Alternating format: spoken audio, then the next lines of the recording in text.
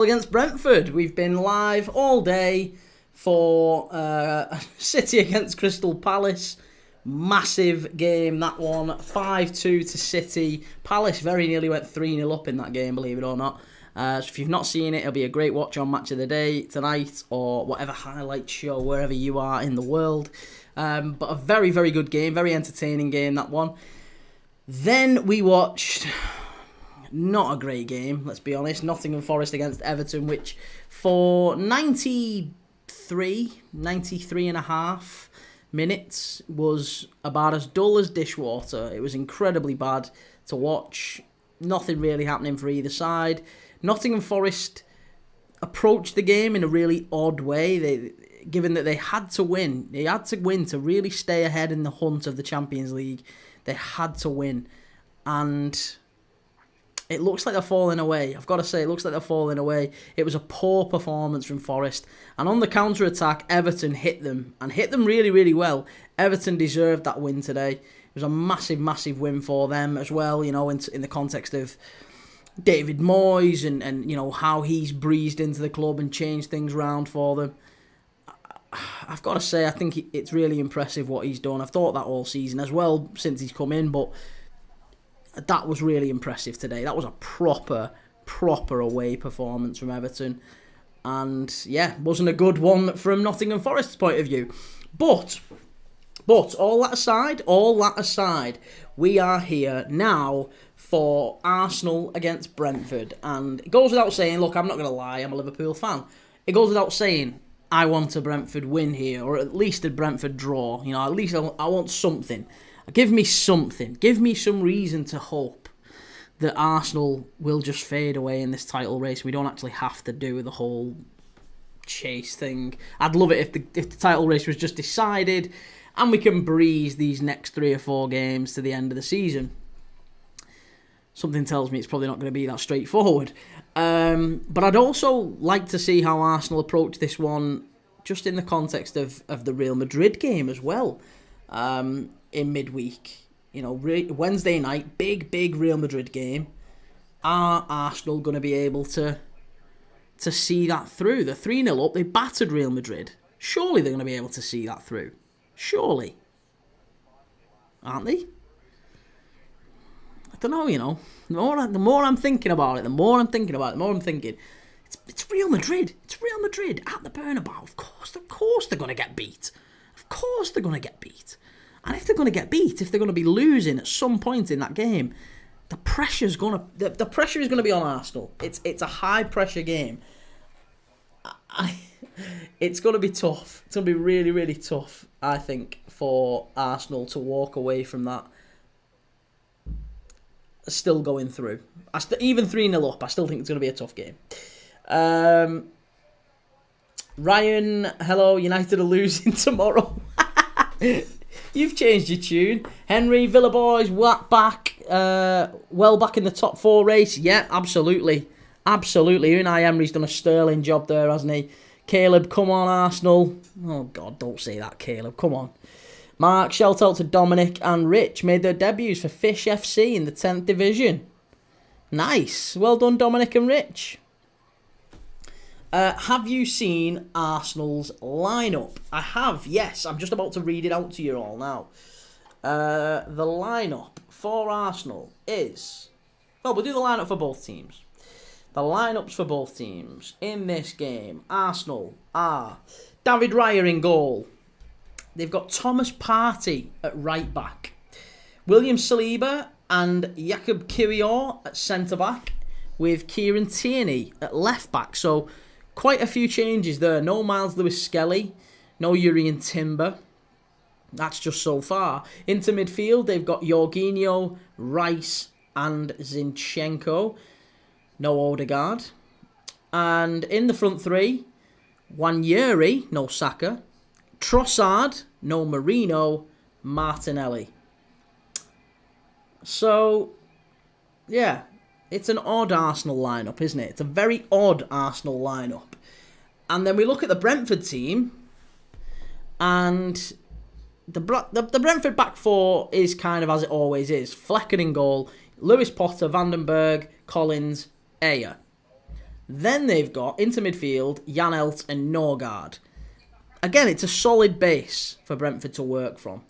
Where Brentford really hurt teams, and where they are, especially away from home, one of the best in the division, is that front four. That front four, I still believe, personally, I think many of them, if not all of them, could play for a top 6 club. I genuinely think they're that good. And Burmo, fabulous player. Johan Wisser up front, fabulous player. Damsgaard, very underrated player. And on the left-hand side, young Kevin Schade, who, again, is somewhat underrated. I don't think he scores enough, he doesn't assist enough for the position that he is in. But I think he's a very young player, and he's still learning, he's still adapting, he's only new to the Premier League. And when I have seen him, his performances have been very encouraging. So those four, that front four, can hurt Arsenal. So I've no doubt about that.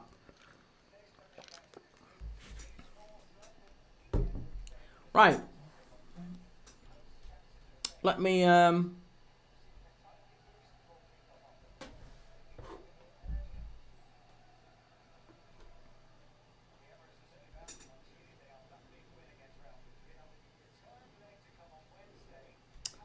Come on.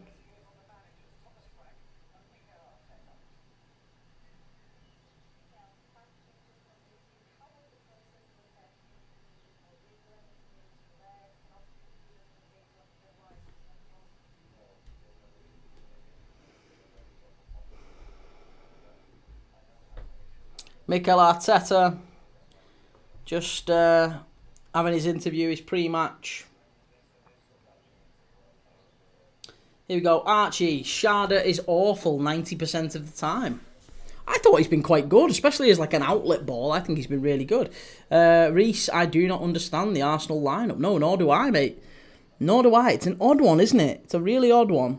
And it does just make you think, doesn't it? It does just make you question whether or not he has... Well, he obviously has. He's obviously took his eye off the ball a little bit with...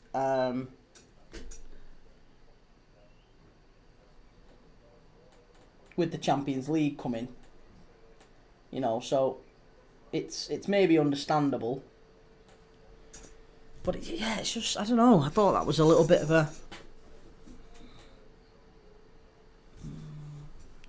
an odd lineup, an odd decision from Mikel Arteta.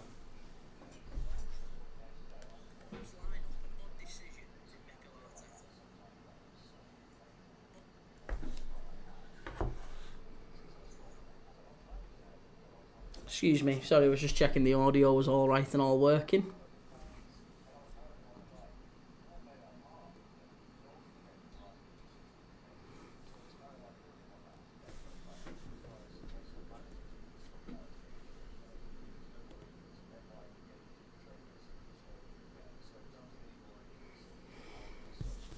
Right, well, we have 3 minutes to kick off.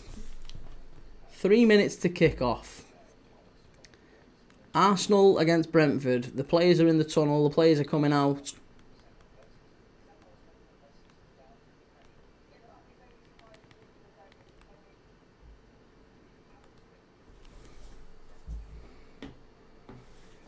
Let me know what you're thinking.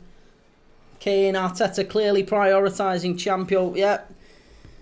He's prioritising the Champions League. Whether or not he's right to do it, you'd have to say it's questionable. It's questionable. Partey, Saliba, Kiwior, Tierney. Midfield 3. Zinchenko, Rice, Jorginho. And then front 3 of Wanyeri, Trossard at centre forward, and Martinelli. Kane, I think Madrid come back and win. I'm not willing to put my fingers in the drawer on that one, but I do think that there's an outside chance. Yeah, absolutely. There's always an outside chance. With Madrid at the Bernabeu, you'd have to be foolish. You'd have to be foolish to say anything other than that. Arsenal are no mugs. They're a good side, but so are Real Madrid. So are Real Madrid. And Real Madrid can cause Arsenal real problems. They can. They can. And if they go 1-0 up in that first half, as I said, if Real Madrid score the first goal, it doesn't bear thinking about from an Arsenal point of view. Because if they were to go out now, the embarrassment factor would be so bad. It'd be so bad.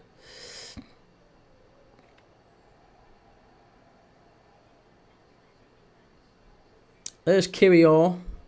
I've got to say, he actually, he was very, very... I thought it was commendable how he played against Real Madrid in midweek. I thought he was really, really good. Kane, I've seen Arsenal fans talking about if they will beat PSG already. Yeah, I mean, look, you've as an independent sort of neutral fan, every time you hear an Arsenal fan speak, you're just thinking, oh, I really hope you guys get beat. LZ, Brighton is such a bipolar club. They trash Chelsea and City, yet can't beat Leicester or Southampton. Yeah, there's a lot of clubs like that. A lot of clubs. Bournemouth, very similar. Fulham as well. Crikey, Fulham have beat Liverpool, beat Chelsea, beat Newcastle. Point against Arsenal. Point at Anfield. And then, dropped points at home to Ipswich, Southampton, and Leicester, I think, as well. As the Arsenal beat PSG earlier this season 2-0, so why can't we? I know, but that doesn't really mean anything, does it? The fact that you beat PSG earlier this season... West Ham have beat you earlier this season. If you played West Ham tomorrow, who would you fancy? It's the same logic, isn't it? It's exactly the same logic. I think you beat PSG when they didn't have Kvaratskhelia for a start. They're a different animal now. They signed Kvaratskhelia since they've played you. And PSG are a different beast, LZ. They are a different beast. LZ, it's 3-0. It's over, bro. Listen, I've heard that before. And you go into the Bernabeu, mate. Be very, very careful. I'm telling you, it's maddening to think that these Arsenal fans are so casual about it. The tie is not done and dusted. It isn't. It isn't done and dusted at all. Not by any stretch of the imagination. Alex, do you think we'll get past Lyon on Thursday? I don't know, Alex. No, I don't think you will. I think Man United go out against Lyon. I think you were very, very lucky to get ahead when you did, the 2-1. And I think a point was probably a fair result in that game. It'll be close. I'm not saying that Lyon will batter United or anything like that. But I also don't think United have got it in them to batter Lyon. I think it's going to be a very, very tight game. And as long as you've got that fella in goal, you'll always cause your own problems. So I'm a little bit concerned about that. Ashu, please show us. I can't, I'm afraid, mate. I'm not allowed to. I'll get banned. As no one saying you can't. We're saying the Madrid tie isn't over yet. Cunha and Delap isn't top 20 players in the Prem. Kane, whenever Arsenal win a game, all fans just disregard it. No. I mean, I can't speak for other people, but I'm certainly not disregarding it. I thought Arsenal battered Real Madrid the other night. You absolutely battered them. But that doesn't mean that Arsenal are better than Real Madrid. Like, there is a big, big difference between those two things. Arsenal battered Real Madrid. They are not better than Real Madrid. LZ, you think with the way Madrid are playing, they're scoring 4 against us. They don't have to score 4 against you. They just have to score 3. 3 is good enough. 3 takes them to extra time. And 3 is very, very, very doable. And also, by the way, even if they had to score 4, you're playing Real Madrid at the Bernabeu, mate. You've got to go to Real Madrid again. Like, in what world do you think that's not possible? It's one of the most, if not the most difficult place to go in world football. Bellingham, Vinicius, Mbappe, Rodrigo, Modric. There's a whole host of players there who played terribly on Tuesday night. They cannot... That's the way I would look at it if I was Mikel Arteta, is they cannot play worse than that. They cannot play worse than that. And we've seen Arsenal play badly, by the way. We've seen Arsenal play badly against West Ham earlier this season. You know, Arsenal have by no means, you know, impervious to these performances.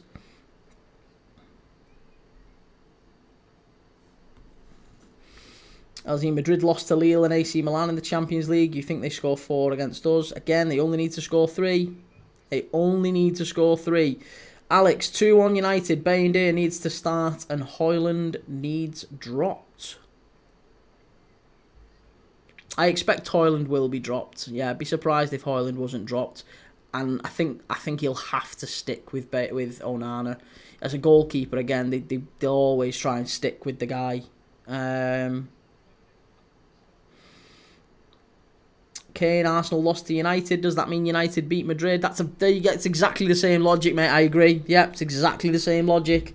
Alex, Onana got to go, mate, and Garnacho bench. Also, Højlund. I think Garnacho was poor the other night. He was, wasn't he? You're really missing Ahmad, aren't you? Let's be honest. You're really missing Ahmad.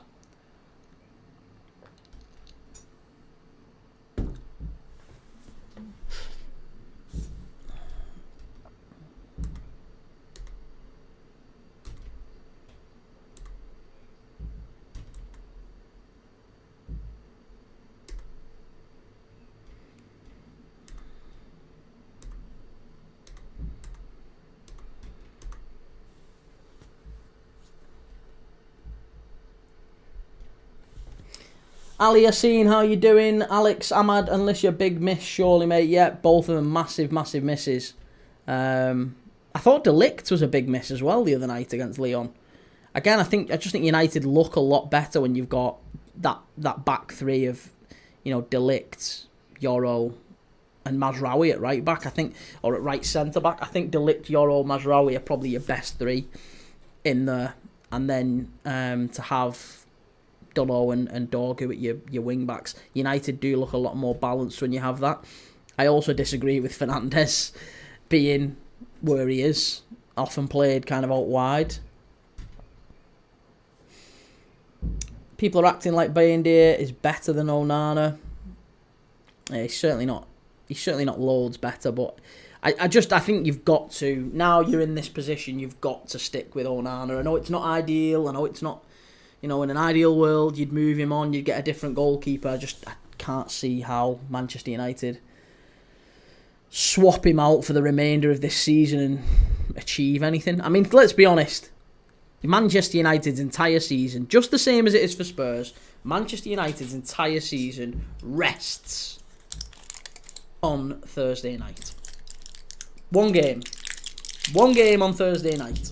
If Manchester United win it and go through, season continues. If Manchester United are knocked out of that competition, the season is over for Manchester United, and that is it. There's no more that needs to be. There's no more debates need to be had. Ben and Burmo to score. Arsenal to win 2-1. I've gone for both teams to score.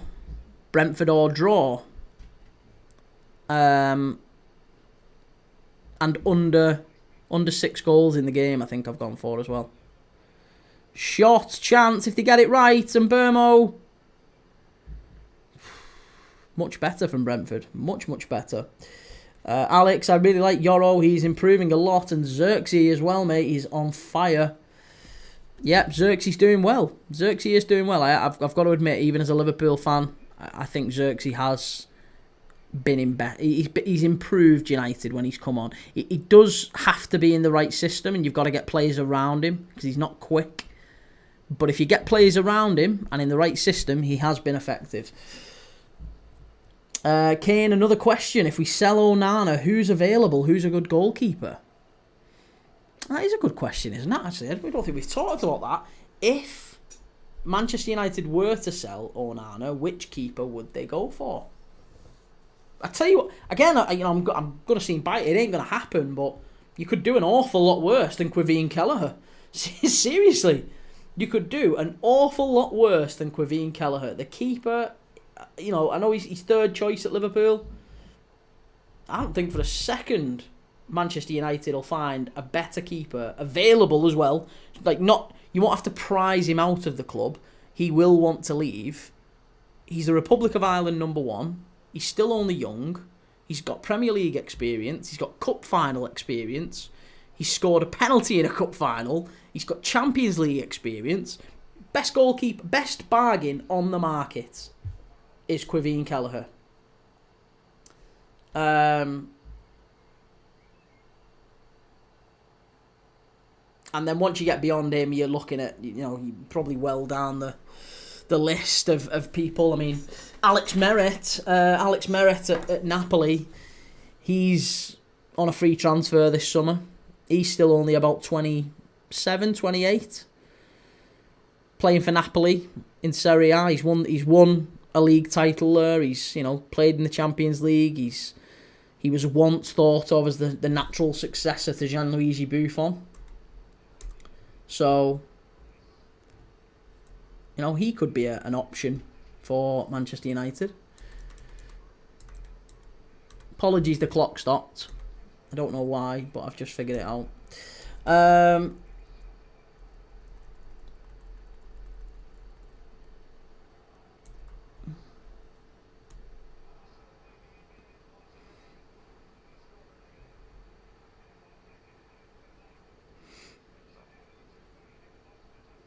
He wouldn't come to United. I can see him at Newcastle. Alex, selling a club legend, mate, was absolutely shocking.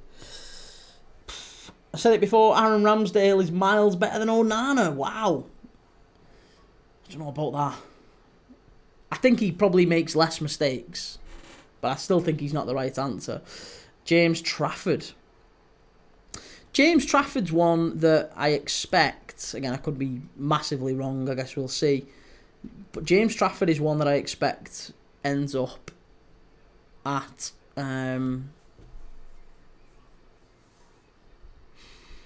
staying at Burnley so that he can go. Chance here, well saved. Yeah, I can see Trafford staying at Burnley because they're going to be promoted to the Prem. So I can't see him leaving. He'll stay there. He knows he's going to get regular starts.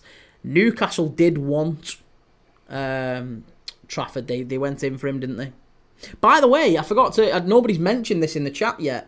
Have we heard that Eddie Howe has gone to hospital?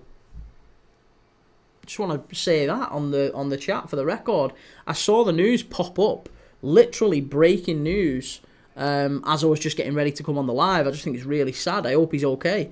Eddie Howe, Newcastle United manager. It puts in doubt maybe the Manchester United game tomorrow. But he's been taken to hospital. He's been feeling unwell for the last few days. This is what the news said. Eddie Howe has been taken to hospital. Has been feeling unwell for a number of days, and yeah, he's gone to hospital. Hopefully he's okay. There's no further news, no real clarity other than that. As far as I'm aware, that was the report I saw. Nothing else has been released about exactly what's wrong with him or anything like that. Nor should it be, actually. I think he's come out and it's been released that he's poorly. People should just send well wishes and that's it. They don't need to know his medical history and all that sort of stuff. But hopefully he's all right, because I really like Eddie Howe. He's a good manager, exceptional manager, doing a great job up at Newcastle.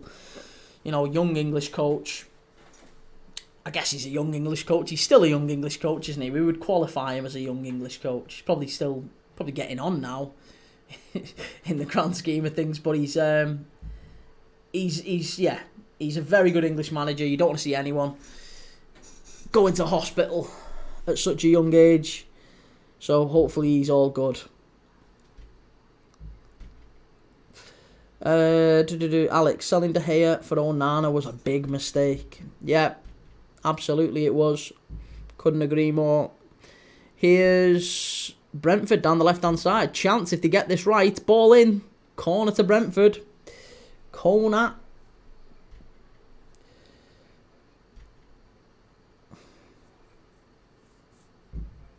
United game is going ahead, but I hope Eddie is good. Yeah, I was going to say, I'd imagine maybe it's Jason Tyndall who takes charge of that then. Oh, Nana better than Van der Sar. Listen, Reece, I think you need to focus on Brentford picking your team apart here and putting the final nail in Arsenal's title hopes.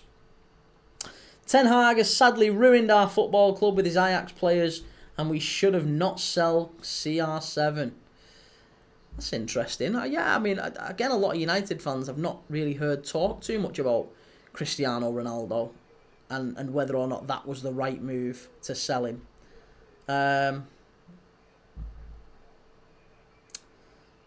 Ethan Nwaneri scores 4 goals. Ethan Nwaneri, again, I'll say it for as long as I'm able to, as long as people say it. You know, I got called out for this. I really think Ethan Nwaneri needs to move on. He's never, ever, ever going to get chances at Arsenal that he needs. Not with Saka ahead of him. He just isn't. He's never, ever going to get chances with Saka in front of him. He needs to go to a club where he's going to have opportunities to play regularly, and not just play regularly, start regularly. He needs to get to a club where he's going to start most of the time. That's wonderful play by Brentford, and Burmo's running forward, well tracked by Saliba, pass back to David Raya. Declan Rice, the new Roberto Carlos. A couple of good free kicks, but you know, one swallow doesn't make a summer. A couple of good free kicks doesn't mean anything, does it? Let's be honest. Ben and Burmo and Wissa both class. Two of my favourite non-Liverpool players to watch. Tadele Mehehu 87, thank you for the follow. I appreciate it.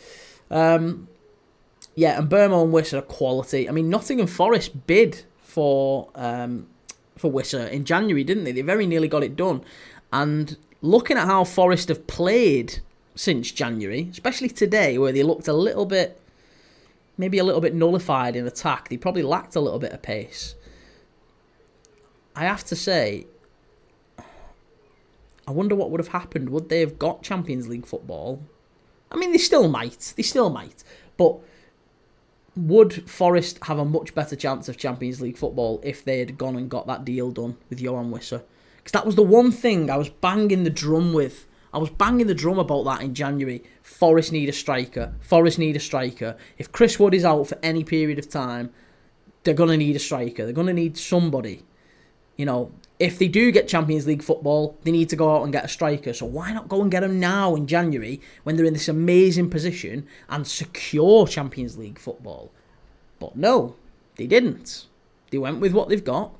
And I think that's going to cost them. I think there's a very good chance that they actually don't get Champions League football now. And maybe a big part of the reason for that is the fact that they didn't push through and didn't get a Champions League didn't get a striker. A Champions League striker, which I think Wissa is.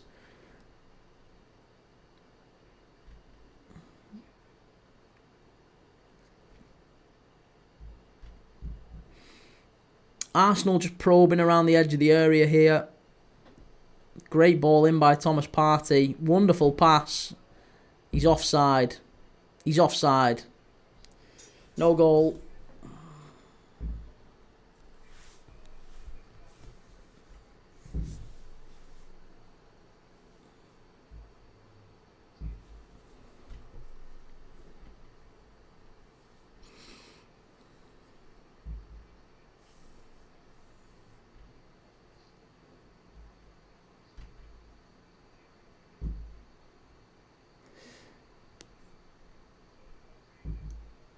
Here's Nwaneri. 2008 Ronaldo, what about him? Oh, sorry, I just seen Edward's message there. Salah's Prem legacy clears Ronaldo's Prem legacy. Yeah, I think that's fair to say, isn't it? Legacy in terms of goals scored, assists, trophies won, yes, in a Premier League season. During his Premier League period. But I would agree. I think I would have to agree, Kane, that if I had to pick one player in my side, if I was a manager, I would want 2008 Ronaldo.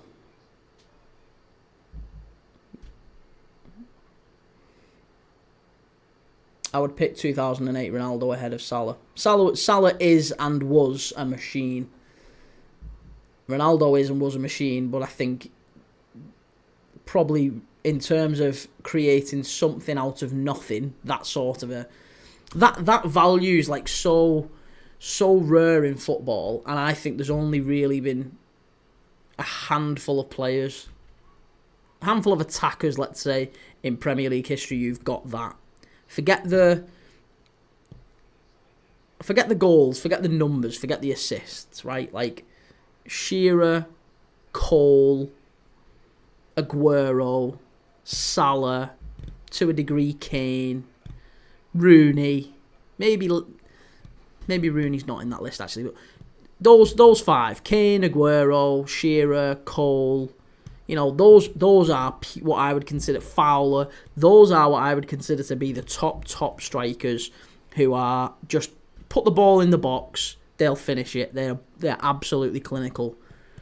But then you have your Henry, your Suarez, maybe your Rooney. Maybe Rooney falls into that bracket a little bit as well. But certainly Henry and Suarez. Henry, Suarez, Ronaldo. Bale a little bit as well. Henry, Suarez, Ronaldo, Bale. Those four, for me, had the numbers, had the goals, had the assists, but also had the unpredictability factor that they could pick a ball up, run through 4, 5, 6 people and bang it in the top corner from 30 yards. Kane couldn't really do that. Or if he did, he didn't do it very often. Salah can do that, but again, doesn't do it very often. Drogba, again, can, but doesn't do it very often. So there's a lot of players, a lot of very, very good strikers who we've seen can do that, but don't do it all the time. Shearer, Fowler, Cole, Owen, those sorts of players. Kane. But you get into the Suarez, the Henry, the Cristiano Ronaldo. They can absolutely nail it.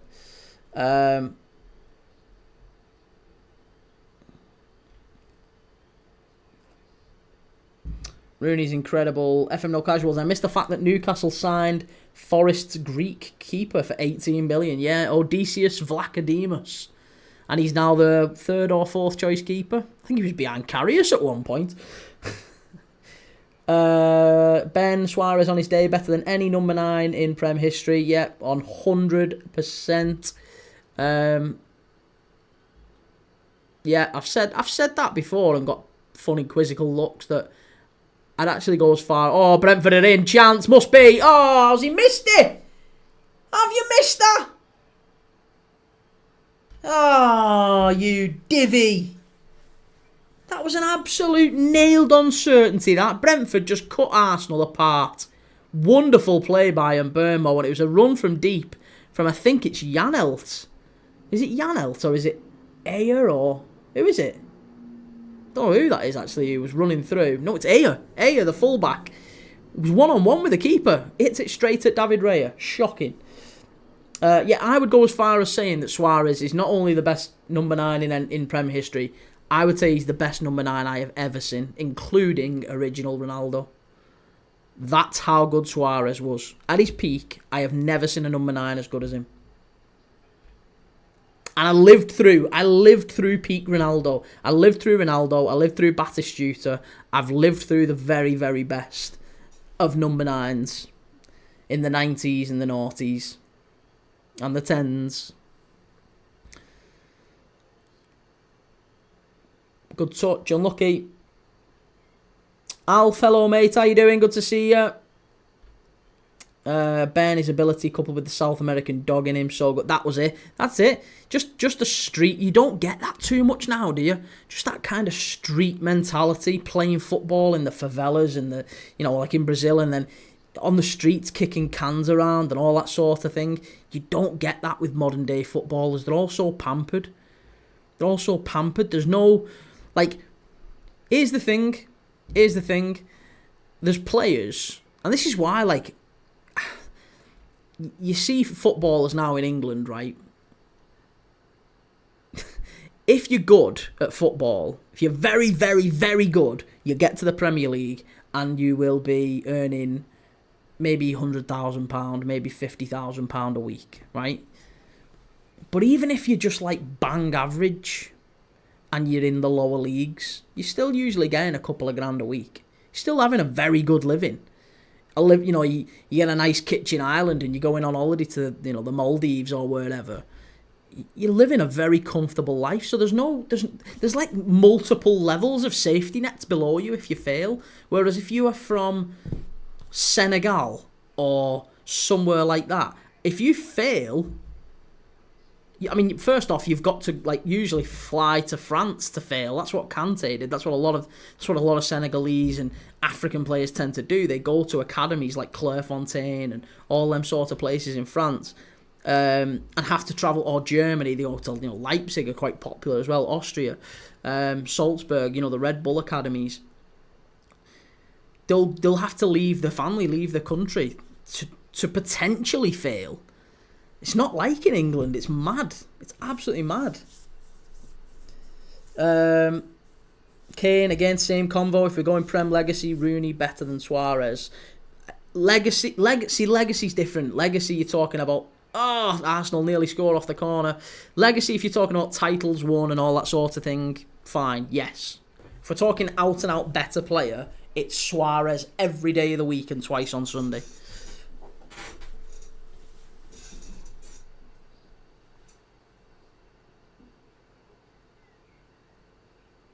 Like, the only thing that Rooney beat Suarez on is defensive work.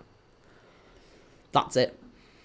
In the final third, Suarez is better than Rooney. Miles better. So much better. So much better.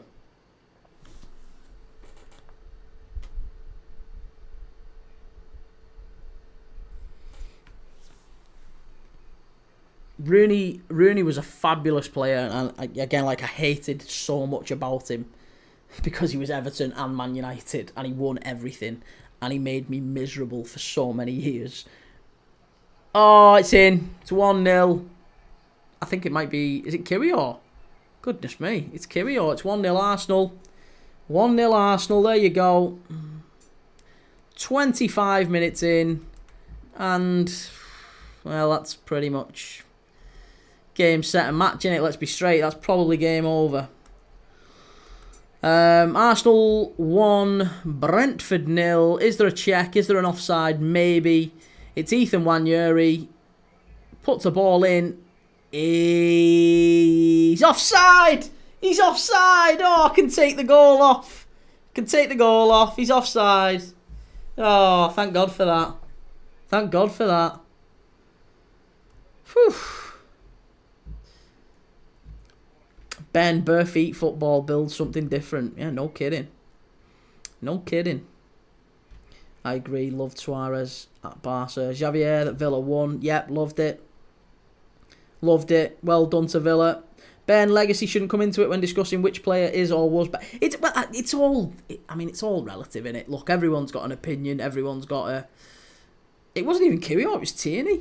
Yeah, everyone's got an opinion. This stuff, and for me, I don't tend to look at trophies won. Like, trophies won is a team metric, isn't it? It's how good was the team that they were in.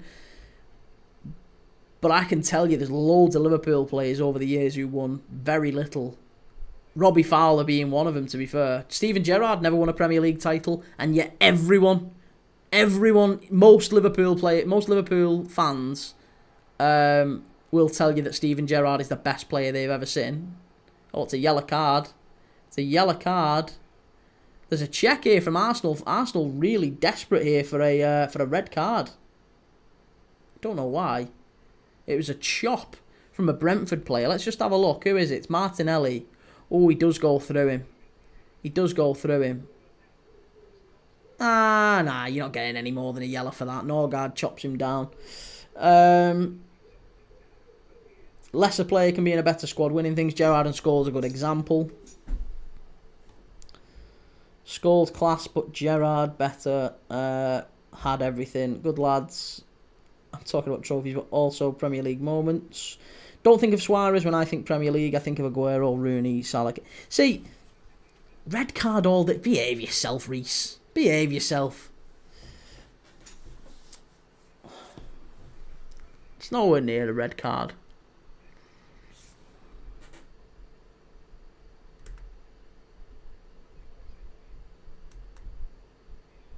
Almost killed him. Absolute manslaughter, that. Utter woke nonsense.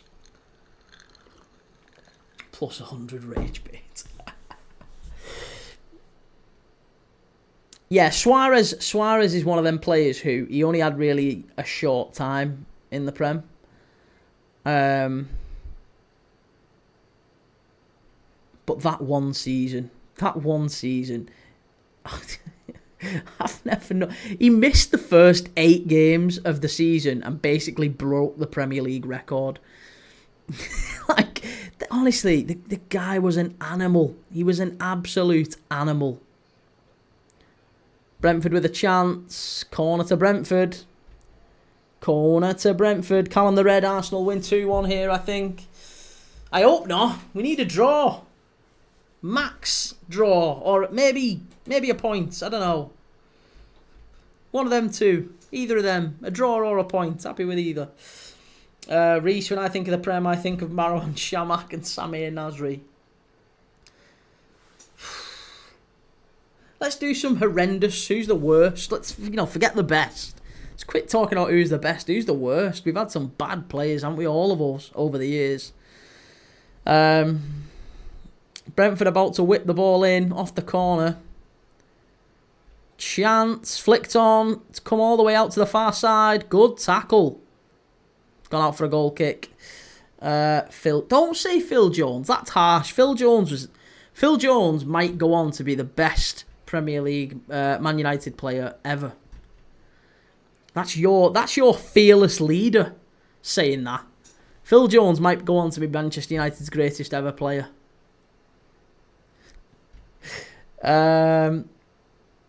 Roger Johnson. Did Roger Johnson play for West Ham? I didn't know he played for West Ham. Reese, Andre Arshavin was brilliant. You can't have one of your worst players and he scored 4 goals at Anfield. Behave yourself. He was cracking. Callum the Red, Konchesky. Oh yeah, Konchesky's definitely up there. Konchesky was so bad for us. Paul Dunn. Who was Paul Dunn? Don't remember Paul Dunn. When I think of the Prem, I think of Kyriakos and Philip Degan. Mate, Kyriakos was underrated. Do you know Kyriakos once won Player of the Month at Liverpool? True story. Kyriakos once won Player of the Month. And Raul Meireles once won Premier League Player of the Season. He won the Player of the Year award. The Premier League Player of the Year, while at Liverpool, Raul Meireles won it. Did you know that? That is madness. That is who remembers that? Like, I have no recollection of that at all. When you consider how big it is now, Premier League Player of the Year, Raul Meireles won it.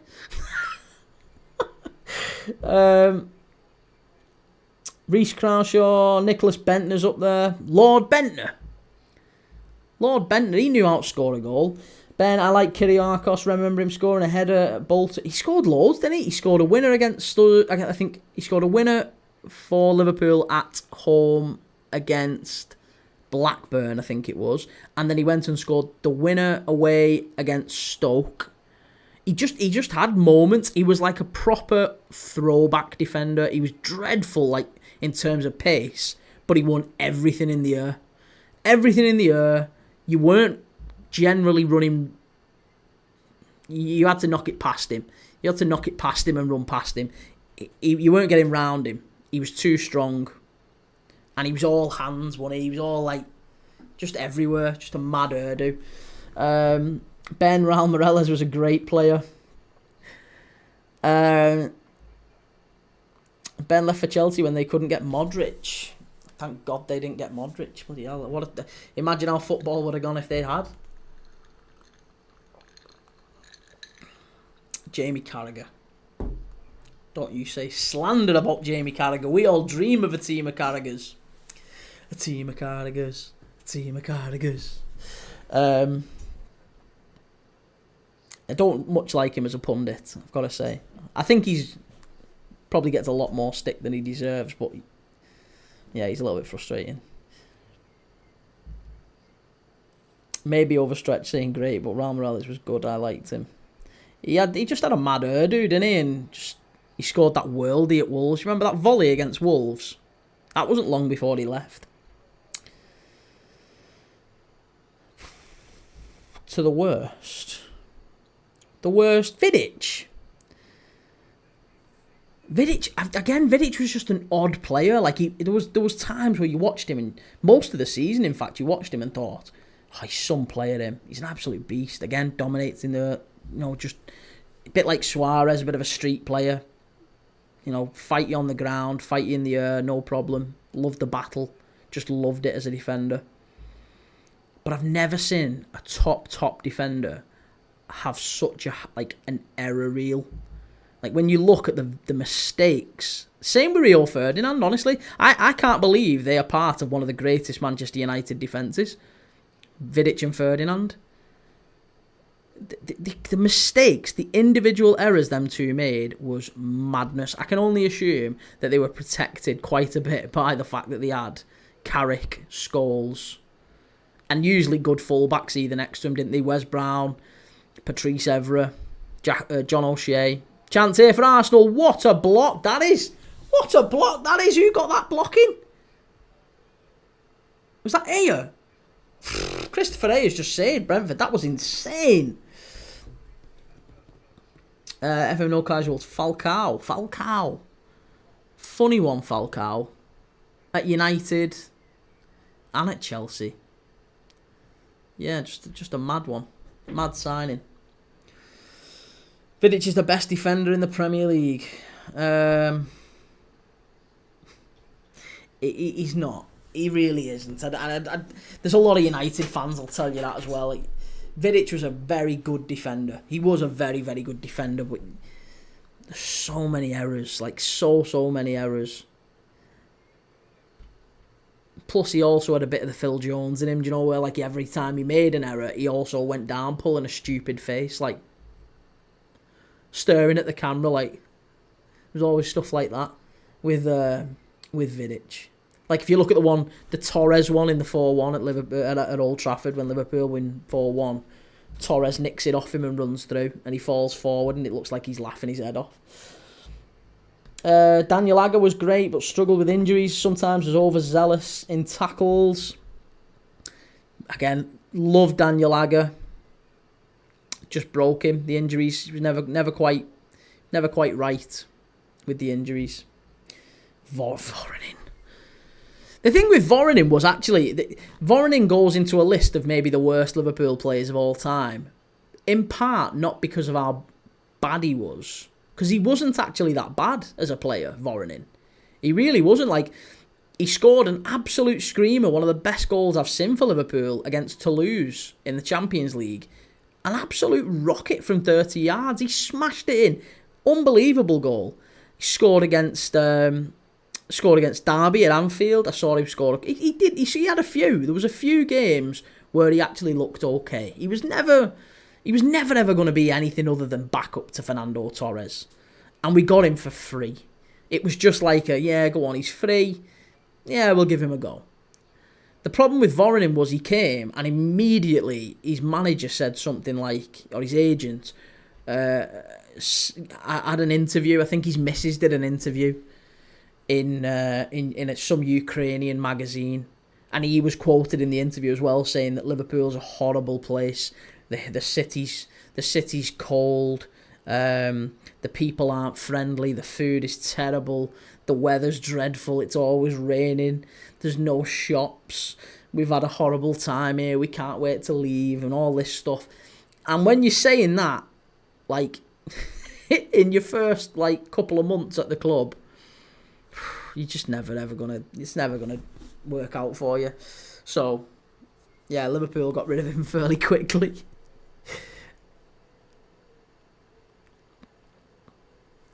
Carragher beast. Remember Rodgers' first game away at West Brom? He got sent off. We lost 3-1.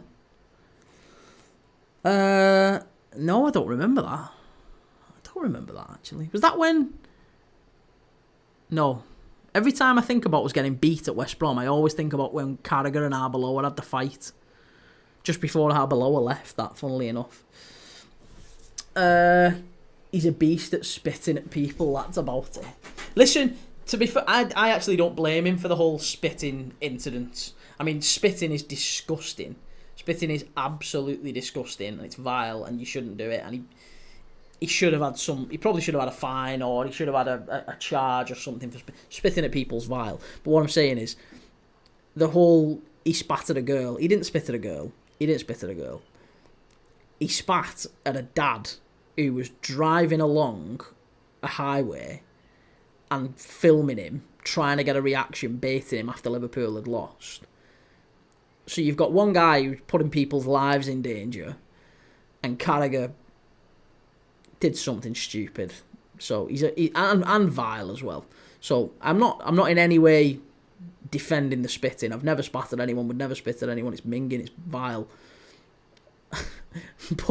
But the whole he spits at little girls is a bit of an odd one, because he didn't spit at a little girl. He spat at this guy who was driving down the road, and the little girl happened to be, I think, in the back passenger side or something like that. But yeah, Kostas Mitroglou, he ended up being all right, didn't he, when he left Fulham? He was actually okay, but he was just rubbish at Fulham. Similar to Di Maria. Di Maria was great. Loved Di Maria as a player. So good. Oh, Dan Agger. Yes. Sorry, I do remember that. Yeah. TJ, what brand is your air fryer? What air fryer? I haven't got an air fryer. Have I got an air fryer? I don't know. Have I put an air fryer on screen? Ben Zoltán scored a good goal. Zoltán was cracking. Another brilliant Hungarian. Jamie Lama. Don't know who Jamie Lama is. Good block here from Brentford. I don't think I've seen that yet. It's not come up. I have just watched I saw a good block from Brentford where they were... it was Christopher Ayer.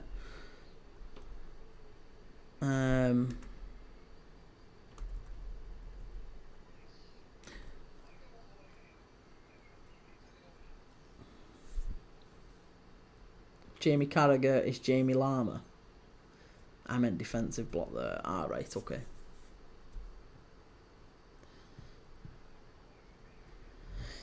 Flecken is an odd. There's a question mark over him, isn't he? Really. My mate's just named his dog Bramble. And he goes mad. Well, his missus goes mad when I call it Titus. But he's named his dog Bramble. Well, I think it's his missus. She's named the dog Bramble.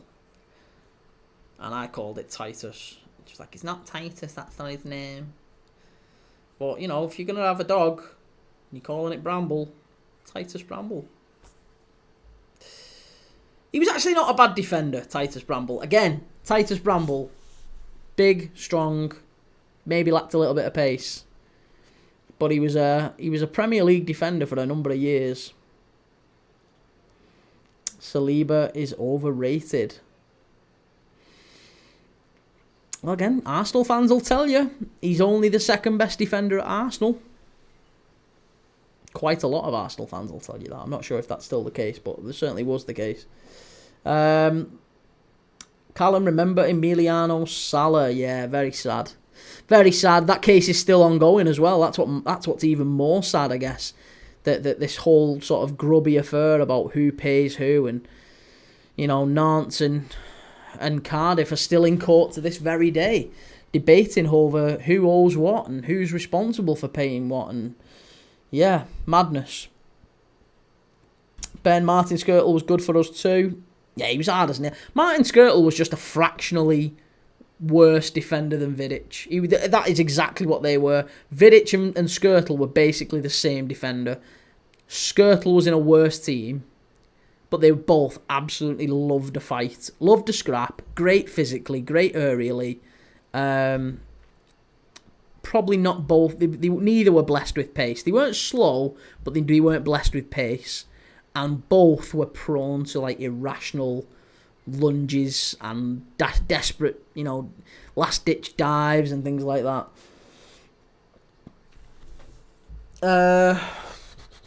So Vidic's terrible, but Skirtle is good. I didn't say that Vidic was terrible. I just said that he's not the best centre-half ever. He's up there. Certainly up there as a very, very good centre-back in Premier League history. But I don't think he's... I mean, look... Oh, good save. Gary Neville said it as well. Gary Neville said that Vidic was very, very good, but he wouldn't have Vidic ahead of Stam, and neither would I. Stam is a much, much better centre-back than Vidic. Much, much better.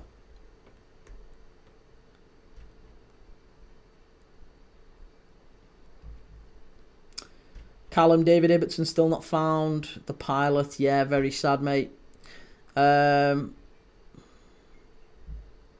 First time I've ever heard him being branded overrated. Will, Sheffield United lost again. Big blow to be fair. Sheffield United, I am just not betting on ever again. You've let me down now with Millwall and now Plymouth. Absolute joke of a club as far as I'm concerned. You need relegating. Not non-promotion, forget that. You're not getting promoted. You're getting relegated as far as I'm concerned. I hate Sheffield United.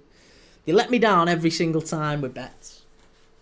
Every single time. Thank you for the follow. I appreciate it. Thanks for sharing the live as well, by the way. Thank you if you've gone over to YouTube and subscribed. Terry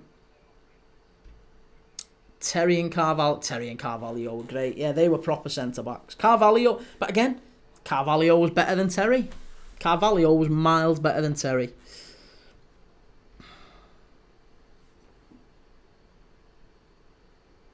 My friend plays for Sheffield United. Who's your friend?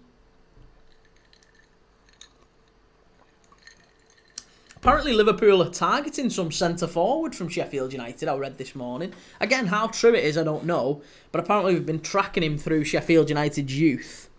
Is his name One? Or I'm sure his name's One. Let me have a look. I'm going to get his name right. Let me get his name right.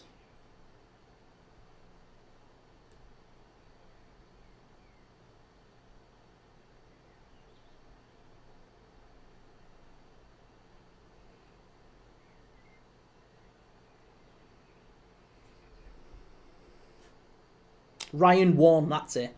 It might be pronounced Owen, or I'm not sure, but it's O-N-E. Ryan O-N-E. It's Ryan Brewster return. Yeah, no, it was linked. He was linked the other day. He's an 18-year-old forward, considered to be one of the most exciting prospects in English football. He's made 11 championship appearances this season. Currently remains behind the likes of Tyrese Campbell and Kiefer Moore, as well as Ryan Brewster. But according to journalist Graham Bailey, Liverpool are keen on a deal. Ready to push ahead with a move for Sheffield United wonderkid. And the Reds have been tracking One since his time with Hamilton Academicals up in Scotland, and have continued to monitor his progress since he moved to the Blades in 2023. Ben, some of the best business we've done getting rid of Brewster for 25 million. Yeah, I would agree with that. Callum, non-prem, but an overrated centre-back is Puyol. That is a mad statement. Yeah, that is a mad, mad statement. Carles Puyol is one of the best centre-backs I've ever seen. Oh, I thought he was terrific. Right, half-time. Yeah, Brad Smith. We sold Brad Smith. We sold Jordan Ibe as well for 15 million quid. No, I don't think Brad Smith was 15. I think it was Ibe was 15 and Brad Smith was, I think, 6. And he's literally he ended up playing for Seattle Sounders. I think he went to America not long after that. Ramos better than Virgil. That's talking nonsense. Edward, why would we get him? Well, he's only 18. He's only a youngster, so he wouldn't be coming in and playing for the first team. But, you know, we need more young centre forwards. We haven't really got many young centre forwards. Jaden Dans is out on loan. As far as I'm aware, he's not really doing an awful lot out on loan.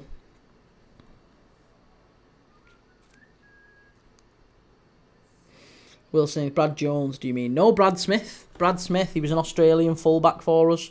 And we sold him to Bournemouth for £6 million. He barely played for them and ended up going out. I don't know if he's still playing or if he's recently retired. Callum Verge, 4th best ever behind Beckenbauer and Maldini. Nesta. I think Virgil's better than Nesta. I do think Virgil's better than Nesta. I think Maldini, and I think you're missing Baresi off there as well. Baresi's the best I've ever seen. Baresi, I think. Again, I know it's an odd.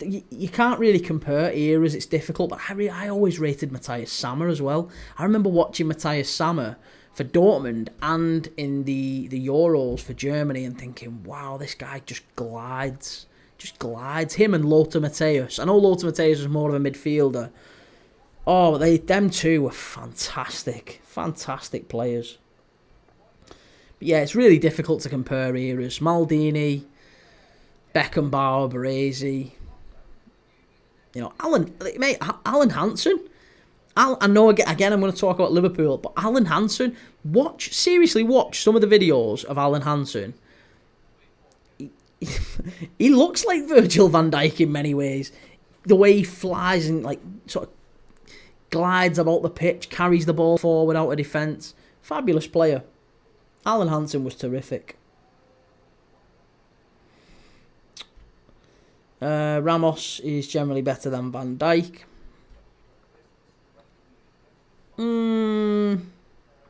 It's close. I think Ramos probably offered more going forward, maybe. But he was, yeah. He was a very good centre-back, Sergio Ramos. Very, very good. Hansen was a class pundit too. He was, yeah. Hansen and Lawrenson, that was the original pundit lineup when I was kind of growing up. Hansen, Lawrenson, Des Lynam. That was before we even got Ian Wright. I remember Ian Wright's first show on Match of the Day. I think it was. Callum, I don't like Ramos, to be fair. Never put him top 4 for me. I mean, I don't like him just because I think he was a bit of a rat. But sometimes you need a bit of a rat, don't you? Sometimes if they play for you, you like them. If they don't play for you, then you hate them. Andy Robertson's a bit like that. Like, Andy Robertson is genuinely one of my favourite Liverpool players ever. I love him. I absolutely love Andy Robertson. And I'd argue with anyone that he's one of the best left-backs we have ever seen, maybe. In the Premier League, certainly. I mean, Ashley Cole seems to hold top spot in that left-back sort of, and that's fine. Personally, I would say Dennis Irwin was better than Ashley Cole. For me, it's Irwin, Cole, and Robertson is very, very close. But Robertson is a shit bag. So loads of clubs hate Andy Robertson. Callum, top 3 left backs Prem is Cole, Robbo, Bainesy, Irwin, mate. Irwin every single day.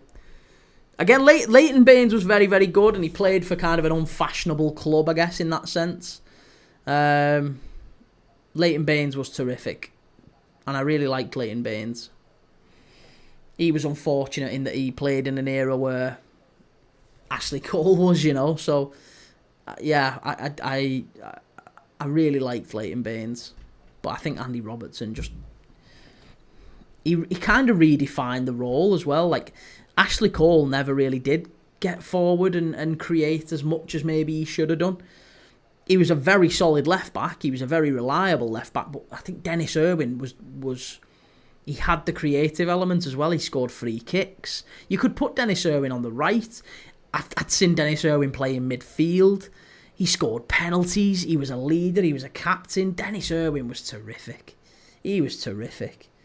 So yeah, for me, I would probably go Irwin and then Robbo / Cole. Bridge. Bridge, bloody hell. Ronaldo is still in Ashley Cole's pocket to this day. He was. Listen, Ashley Cole was a great defender, especially 1v1s. He was very, very good. FM No Casuals, here's a mad stat. Peter Schmeichel scored more goals than Micah Richards. Did he really? That's interesting.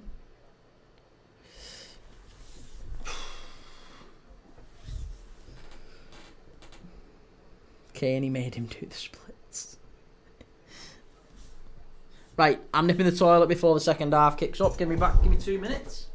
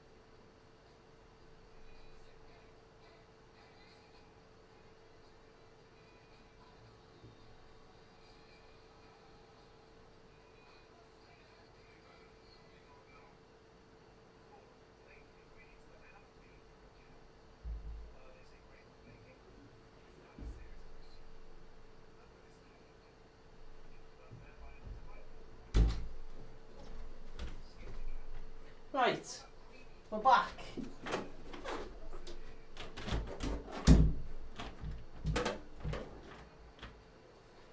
We're back.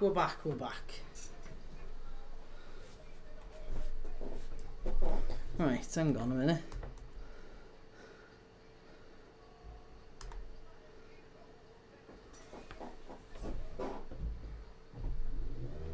Let me bring my table down. There you go.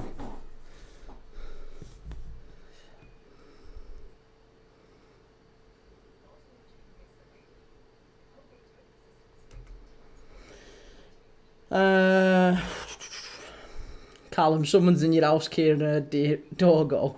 Seriously, have a look. It's not me, there's only me in my house. Edward, did you ever rate Tim Howard? Yeah, Tim Howard was all right, wasn't he? Tim Howard was a good keeper. I mean, he was good-ish, I guess.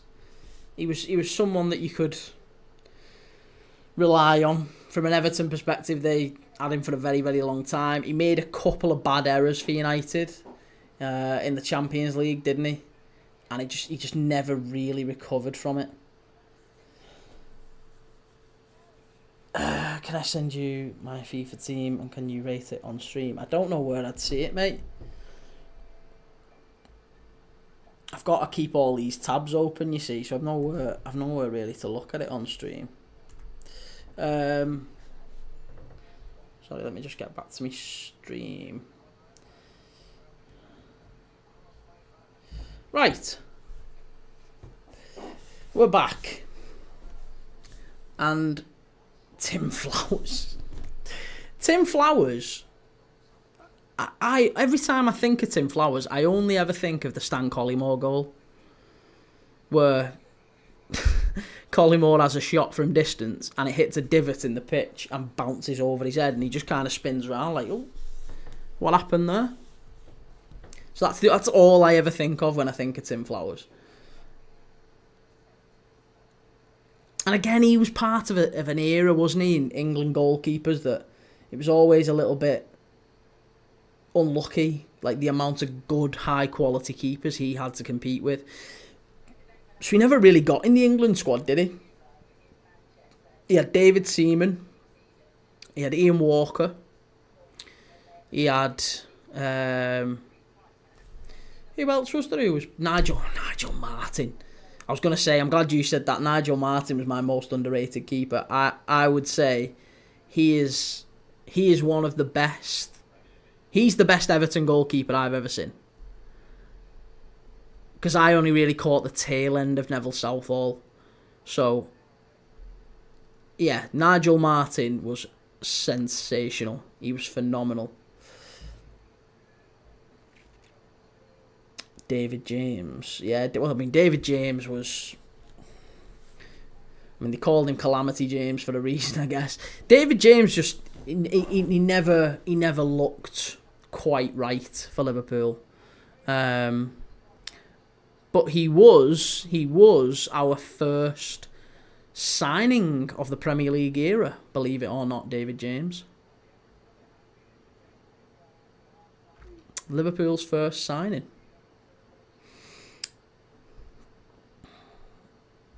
Fun fact, my dad wanted to call me David James. Nice. David James Brown.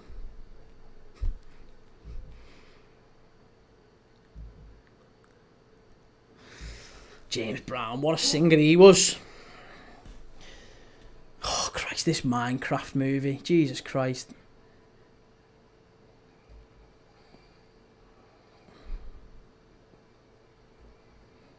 Oh, it's getting panned by critics, isn't it? Haha, she didn't want to drop you then.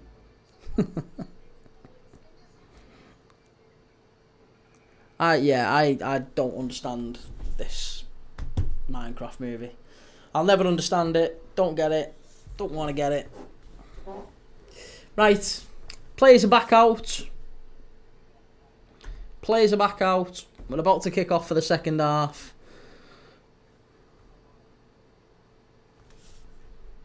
Oh, I've started the clock a bit too soon. Jumped the gun. Steve Sidwell, 35 appearances, 4 goals when on loan at Brentford.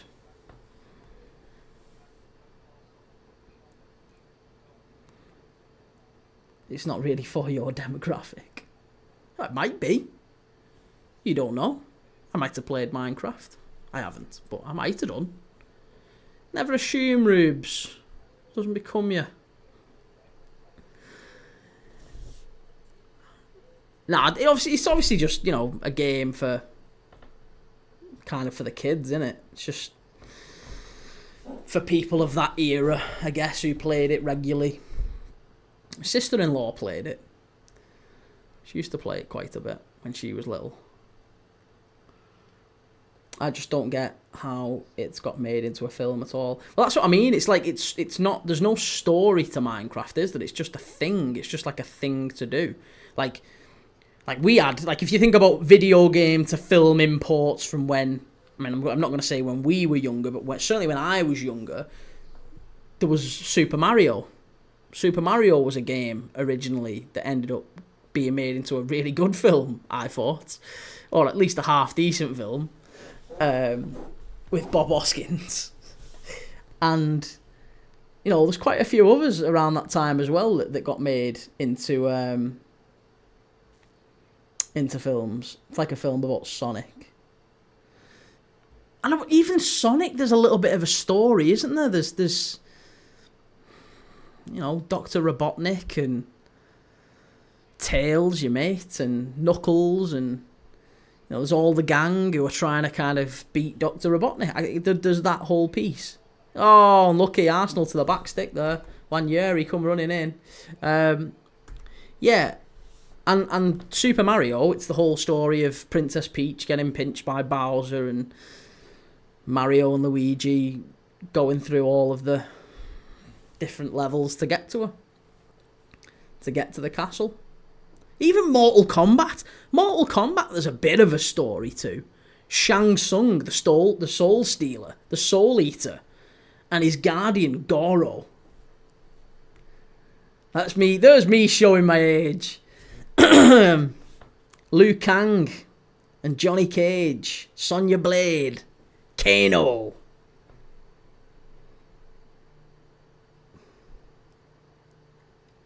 Reeves, what about Football Mate, if they made a film about... I mean, they have made a film about Football Manager, kind of. Ish. There's a film about football every 2 years, basically, isn't there? There's always some sort of a film about football. I mean, Goal. Remember Goal? Goal was a good film. No, it's not quite Football Manager, mind. Arsenal are in here. Well done. Good defending, Brentford.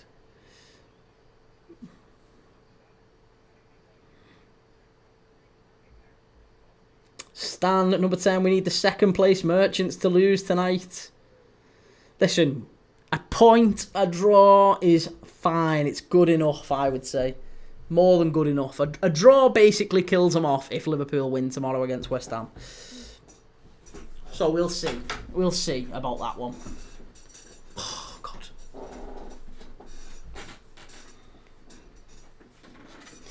Bayern 0, Dortmund 1. Bayern 0, Dortmund 1. It's Bayer. There's another striker. There's another striker that Liverpool have had on the books for a while. Maximilian Bayer.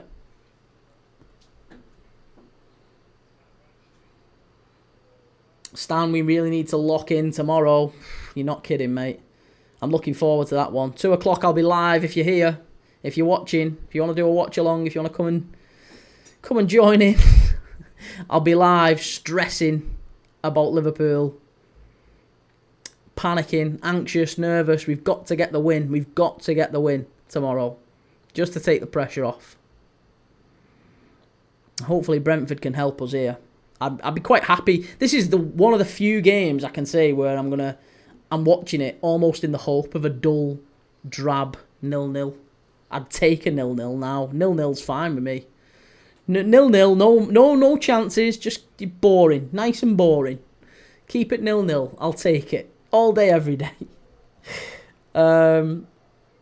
Stan wrapping this title up at Stamford Bridge tomorrow is a crucial win.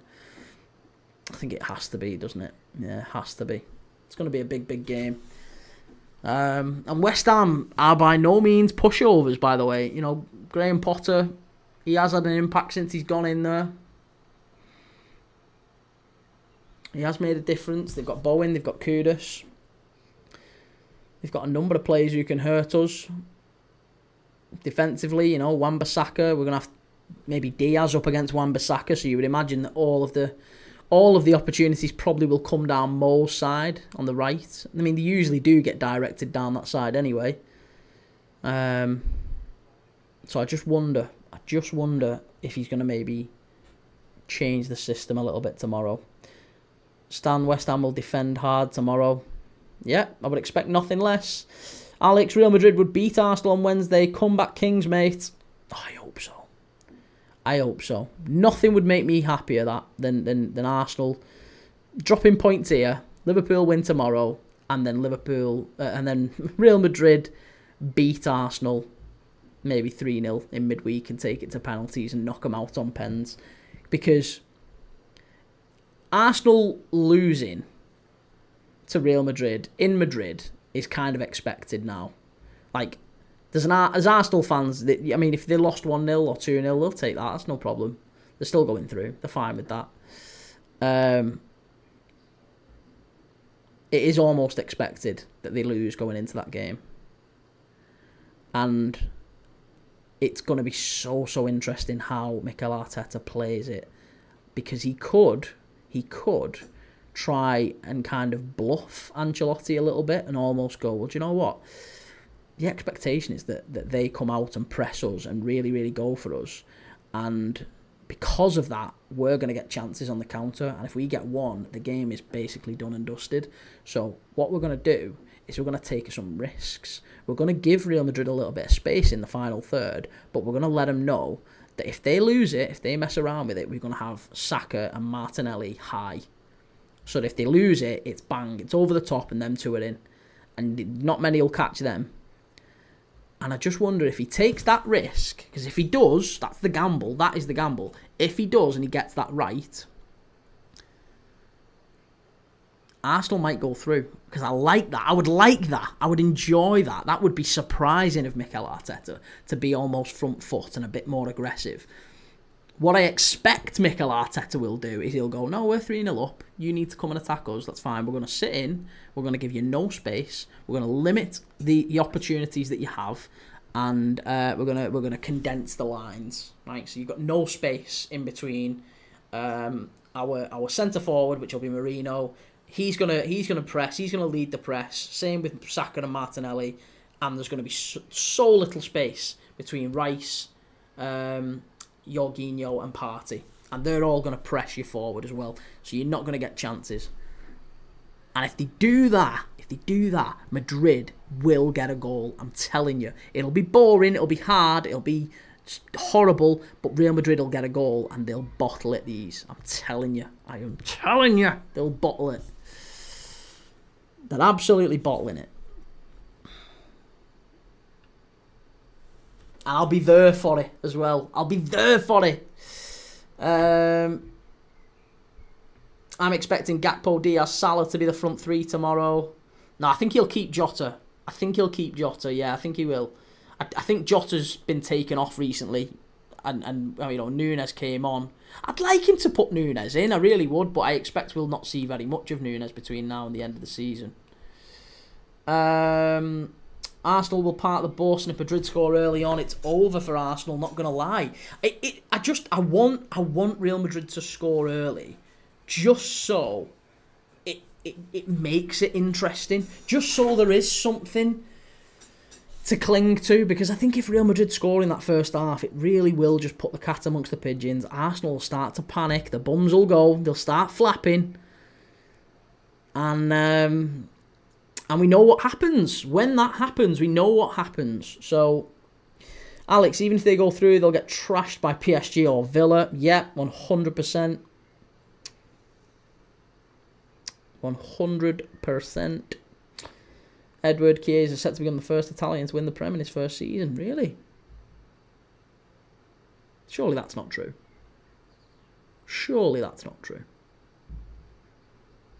There's definitely been other Premier League winning Italians before him. I'm trying to think of players around the Arsenal team, maybe because there weren't many Italians in the Prem. Full stop. I mean, Massimo Taibbi, did they win it that year? Did Massimo Taibbi win a Premier League winners' medal?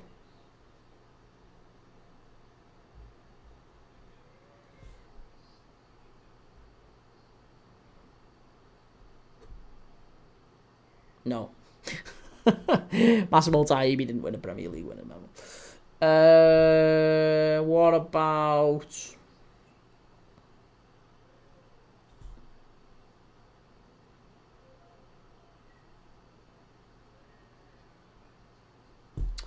No, I was going to say Arturo Lupoli. Remember him for Arsenal.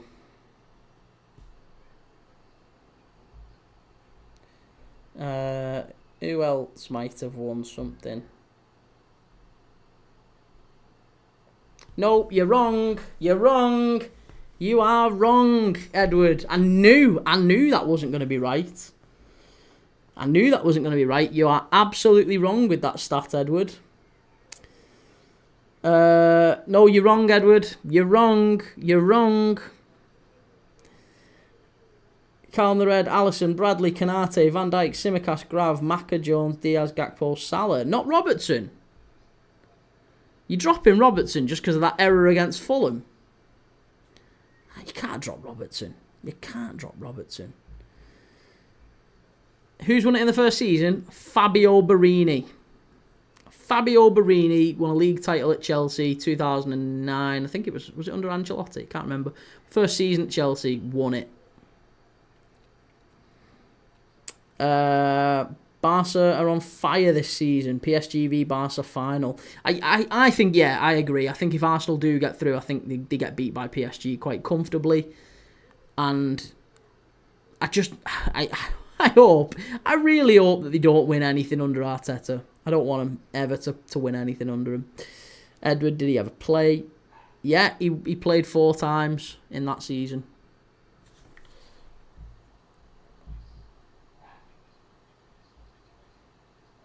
Well, he played 8 times in that season, actually. So, yeah, Fabio Borini. Ex-Liverpool player.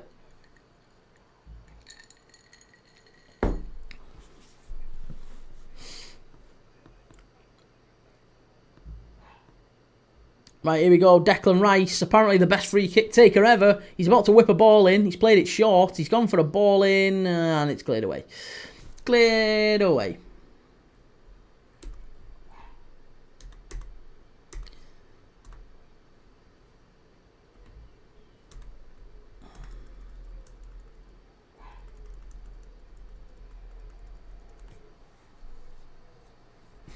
Right, we've got half an hour left here. FM No Casual, I'm giving up on Hackers, me.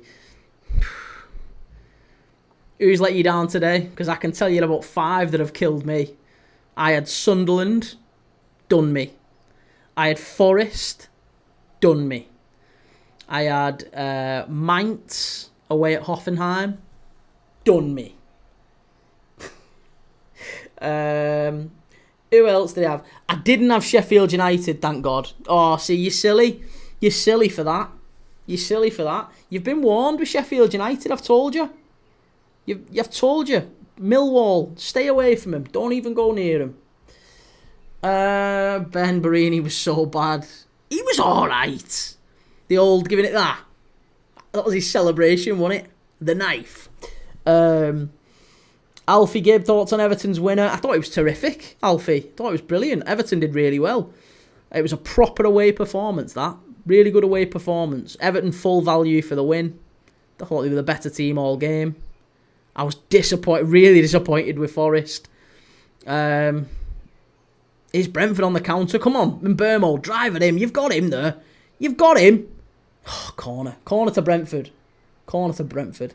AHH, don't back Sunderland. They're resting players for playoffs. Oh, why didn't I know that? I thought they were trying to kick on and maybe get outside chance for top 2, qualifying for maybe. I don't know. Oh, well. Well, that's me. That's my lesson learned, innit? Lesson learned. Ben Key for Fabio Borini was atrocious. Have a look at his goal he scored against Newcastle at St James's Park. He could finish Borini. He wasn't like... Don't get me wrong. He wasn't... He wasn't fast. And he wasn't strong. And he didn't really have all that good movement. But he could finish. When he got in positions, he could finish. He had a decent little finish on him. And he has proved that, I think, when he's left his career. He's gone to other places, he's been alright. But he was just never, ever good enough for a top club. That was the difference with Borini. Rice is away here. Arsenal have got a great chance if they drive forward. Big chance. Big chance. Rice knocks it out wide. Partey. It's 1-0 Arsenal. Fucking hell. That was a hell of a goal, that, on the counter. Declan Rice again. All Declan Rice, that. It's nothing to do with Partey. I mean, Partey's finish was quite good, actually. But it was all about David Raya with the ball out. Early ball out. Declan Rice carried it forward so well. Timing of the pass was perfect. And Partey sticks it away in the top corner.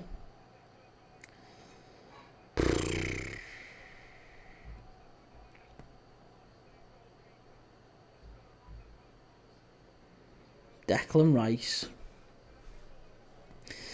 And Thomas Partey sticks it away, you know, but the question will be asked whether or not Thomas Partey should even be playing. Dare I say. Who else let me down today? Leverkusen drawing at home to friggin' Union Berlin. What's going on there? Brighton drawing at home to Leicester. Bristol City drawing away to QPR. Marseille getting smashed away to Monaco. Besiktas obviously getting beat. Bayern look like they're going to lose at home to Dortmund. That might have, again, we're seeing this across Europe, you know. If Dortmund had somehow, if Leverkusen had somehow got the win today against Union Berlin, they'd only be 3 points behind Bayern. 3 points. They're now 5, but they would have been 3 points behind them. It's exactly the same with Arsenal. If Arsenal had taken that Everton game seriously last week, they'd have won, and they'd have been 9 points behind us. And then now, this would have been 6. We'd have had a game in hand against West Ham, but imagine we're going into the West Ham game tomorrow only 6 points behind Arsenal. Or 6 points ahead of Arsenal. We'd have been flapping it. We would have been absolutely flapping it. Reece, Partey should be playing. Yeah, no Partey. Dortmund were 4-1 to win before. Yeah, that's a mad one. That's an absolutely mad one. Toulouse 1, Lille 2. I tell you what, that's another one you want to watch out for. I've just had a quick look at Toulouse and Lille. Charlie Cresswell is on loan. He's not on loan, sorry. He's not on loan at all. Charlie Cresswell is playing for Toulouse. He was at Leeds United. He's a young centre-back. He's gone to Toulouse and started playing regularly in Ligue 1. He's part of the best defence. Outside of PSG, he's part of the best defence in Ligue 1. And he's just scored today against Lille. Kid's only 22. He's 22. He went to Toulouse, for 4 million quid last year. 4 million quid. He's definitely one to watch. Charlie Cresswell. He'll be back in the Premier League within a year or two. Definitely. 42 is Rice, the most disrespected player. People talk about him like he's some McAllister. Listen. Declan Rice is a very, very good player. Everyone's known that for some time, I think.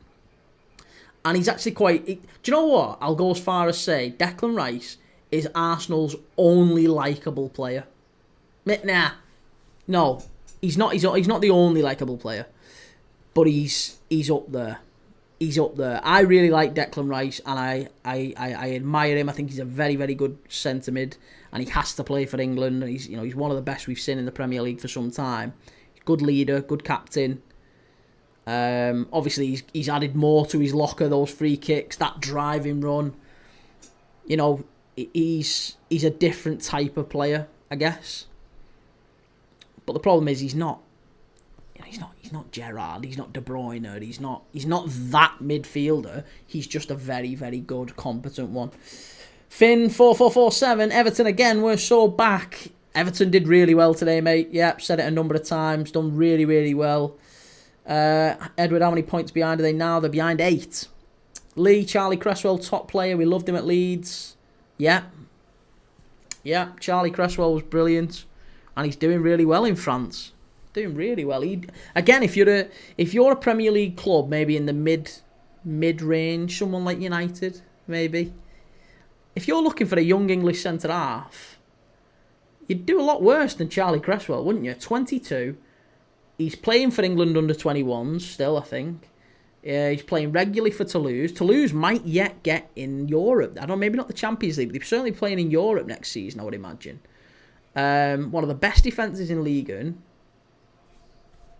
Why wouldn't he? Why wouldn't he get in the shout for the England squad or something like that? But definitely, I think there's a number of Premier League teams in sort of the mid to bottom half who would look at Cresswell and go, yes. Crystal Palace is one of them. Crystal Palace is a team that he would suit. Callum, we win tomorrow 2-0 against West Ham. I hope so. I'd take that. I'd take 1-0. I'd take a scruffy, boring 1-0 win. Just give us 3 points. We can't have it down to 8 points. KSU, thanks for the follow. Thanks for sharing the live as well. I appreciate it. Thanks for all the likes and all of the GIFTS.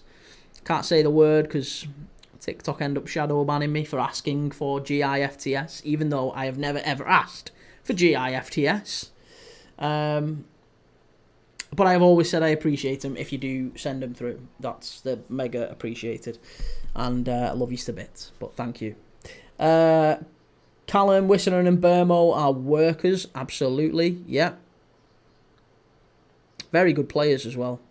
Underrated players. Like I would have Burmo at Liverpool, no question. No question at all. Wisser would maybe not be Liverpool level, but Burmo absolutely would be. Love him. Lee, looking forward to tomorrow. Eddie Howe missing tomorrow. Illness and Newcastle Man United are always good games. Yeah. Well, I was going to say I'm gonna be live for both of them. I don't know how many people are in the live right now that are going to be watching or up for watching. But if you are, I'll be live tomorrow for Liverpool against West Ham at 2 o'clock. A game I am increasingly nervous about when I'm watching this game. But I'm going for Liverpool against West Ham. I'm going to be live from about 1:30. And then I'm going to be live straight after that. Ball across the face. Good save by Raya. And then I'm going to be live straight after that. Once that game's finished, I'll end the live. I'll sort my thumbnail out and whatever bits I need to sort out. And then I'll go live again for Newcastle against Manchester United. And yeah, I agree. I think Newcastle win tomorrow. I certainly hope Newcastle win. Reese, we're winning it all. You're winning nothing, mate. You're winning absolutely nothing. Is it me? Or did that keeper just get passed through? The more I've just watched that replay back, he should save that.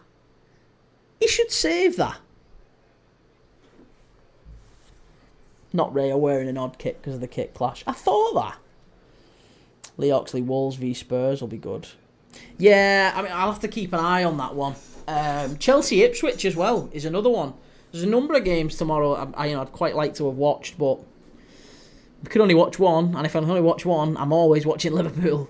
So, yeah, Wolves v Spurs will be an interesting one. Right, Janelt and Aya off for Yamolyuk and Coyote. Both players who are quite attacking. Last 20 minutes, it looks like Brentford are really throwing things at it here. They're going to try and hurt Arsenal. They've got 5 players, actually. They're quite high. They've got 5 players in the press.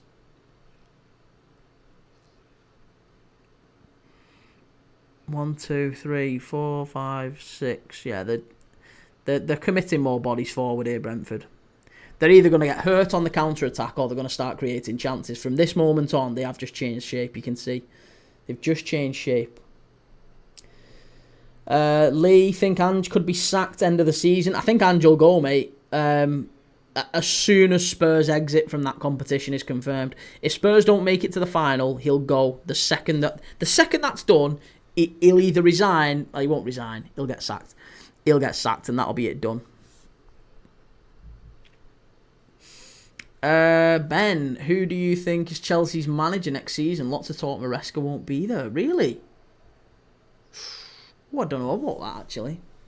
I mean, it's an odd one. Again, I don't think Maresca's done a particularly good job there. But if they get Champions League football, then I guess he's kind of done the bare minimum that they would expect. And if he wins the Conference League, then, you know, what, you can never say that's a bad season. If he gets top 5 and the Conference League, Chelsea have had a very good season, you'd have to say. Even though we were talking about them in a potential title race around Christmas time, and then they fell away. They kind of fell off a cliff, didn't they? Had some really horrific results. So, yeah, it feels like Chelsea's season's a bit underwhelming from what it could have been. I'd be surprised if they sacked Maresca, though, or if he left. I don't see that happening, personally, but maybe you're right. Maybe it does. If that is the case, then I guess they'd be shopping in the same sort of market as Spurs would be. You know, maybe the Areolas of this world. Maybe Thomas Frank. Thomas Frank's another one who you'd have to look at. Oliver Glasner is another one you'd have to look at. Oliver Glasner, Thomas Frank, both excellent managers. I also think, depending on what happens in Ligue 1 this season, because there's an outside chance that Strasbourg finish in the top 4, in which case Liam Rossigna becomes one of the best young English managers in Europe. And I think there'd be quite a few clubs interested in Liam Rossigna. Liam Rossigna would be an interesting one. Maybe not Chelsea, but maybe Spurs. Maybe. He should win the Confetti Cup. He's got to win it, hasn't he? He's got to win it. Anything other than a win, it would be maybe not embarrassing, because there's still Betis and Fiorentina in there. Both clubs who should and you know, should expect to at least compete with Chelsea. Ben playing League One level sides. Chelsea should go back for Poch. That's never going to happen. He's already committed to the US, hasn't he? Here's Mbermo driving forward. Chance. There's 3-on-3 if they get it right. Oh, Mbermo! Brian, what have you done? What have you done? FM No Casuals, Glasner will be away. Palace finish top half and win an FA Cup. You don't even get to the final. And playing the way they do as well. Playing the way they do. Iriola daft to go to Spurs. Poison Chalice. He's going to leave Bournemouth, though. He is going to leave Bournemouth. I would be surprised. Edward, is he the guy that played footy manager that got the job in France? No, I don't know that there is a guy who played footy manager to get a job in France. I know you might be talking about Will Still. He's at Reims. Callum and Burmo, you melon. I know. Strasbourg are Chelsea affiliates. I didn't even think of that. Yeah, it's a good point. That might be another thing to think about. Ball into the box. Chance if they get this right. It's in! It's in! It's Brentford 1-1! Yes! Johan Wissa! Woohoo! Get in there! Yes! Have a bit of that! Oh, do you know what's better as well? Do you know what's good? I put Brentford or draw and both teams to score. Yes! I'm on for about 50 quid here. If it finishes like this, I win 50 quid. I win 50 quid. Come on. Yes! Oh, that's wonderful. Please don't say there's any offsides or anything here. Don't say that. He's on. That's fine. He's on. That's behind him. That's fine. Yep, no wrong with that. That's fine. No problem. No problem. Yay!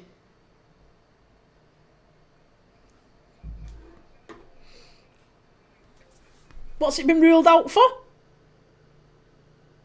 What's it been ruled out for? No, it's not. No, it's not. What's it been ruled out for? You're lying. You're lying.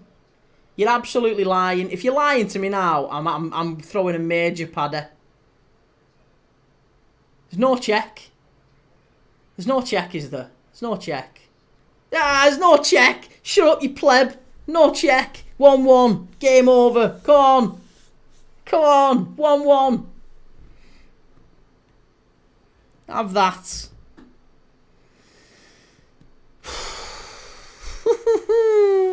Declan Rice. Oh, no. No. What are you doing? Jesus, tonight. Flecken, you mad pleb. What are you doing? Flecken just came out of his area, took a touch heavier than me. Oh, he's just nearly give it away. Literally 30 seconds after that goal goes in. Sweet baby Jesus. I can't believe that.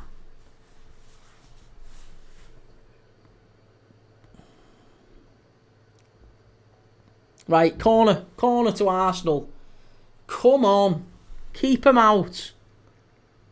Cleared away. Yeah, skied it. Skied it. Oh, I feel so much better now. I feel so much better.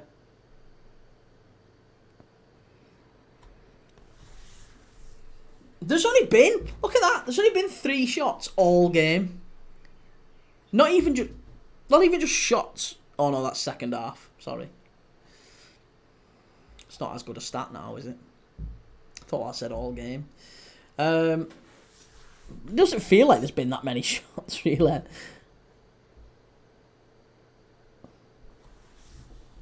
Oh, I am absolutely bouncing now. Arsenal won. Brentford won. The league title is I can feel it. It's right there. It's right there. It's just sat there. We're just come on.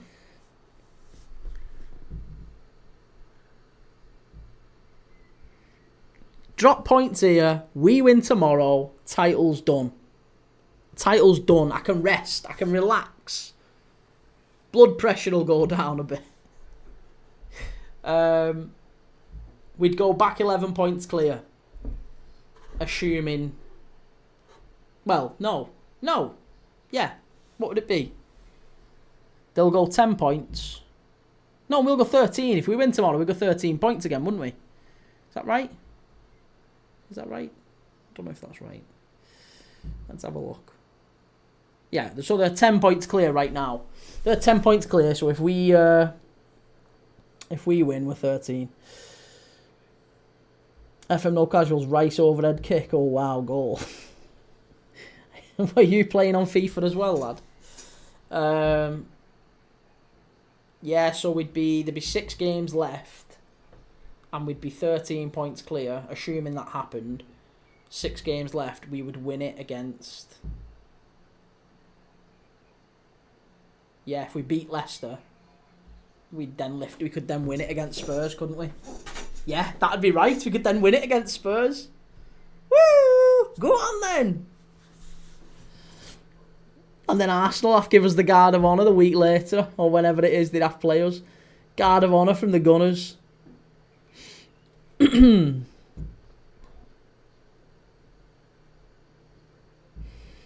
come on, you've won the title, Keith. Listen, you wouldn't know what it feels like. Not that I'm throwing digs around, but, you know, this is nervy. Yes, we're 11 points, or well, we're 10 points clear now. 10 points. When you've seen Liverpool throw titles away. Wait, listen, I am bruised. Forgive me. I am bruised from the whole Denver Bar incident, right? That season destroyed me. And it still destroys me a little bit. A little bit. Just before I go to sleep every night, I just have a little shed of my tear, just a little cry that Steven Gerrard didn't win a Premier League title. And he was the best player I've ever seen.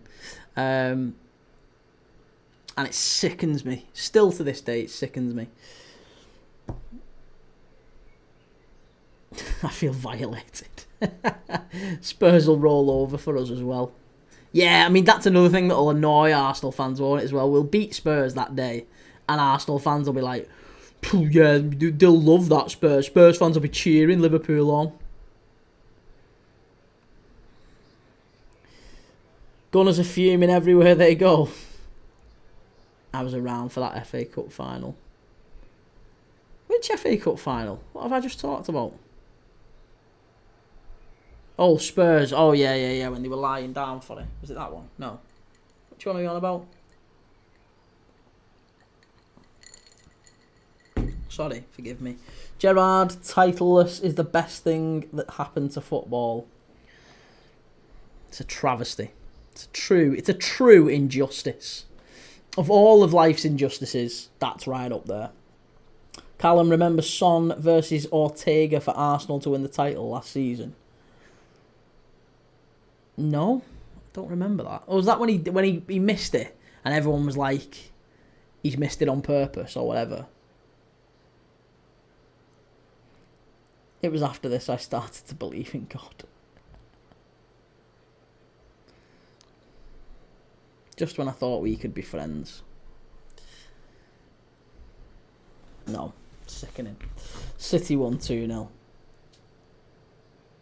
I mean, listen, like I said, there's some things that just happen in football where you just think, yeah, like, you know, you say that's when you started to believe in God.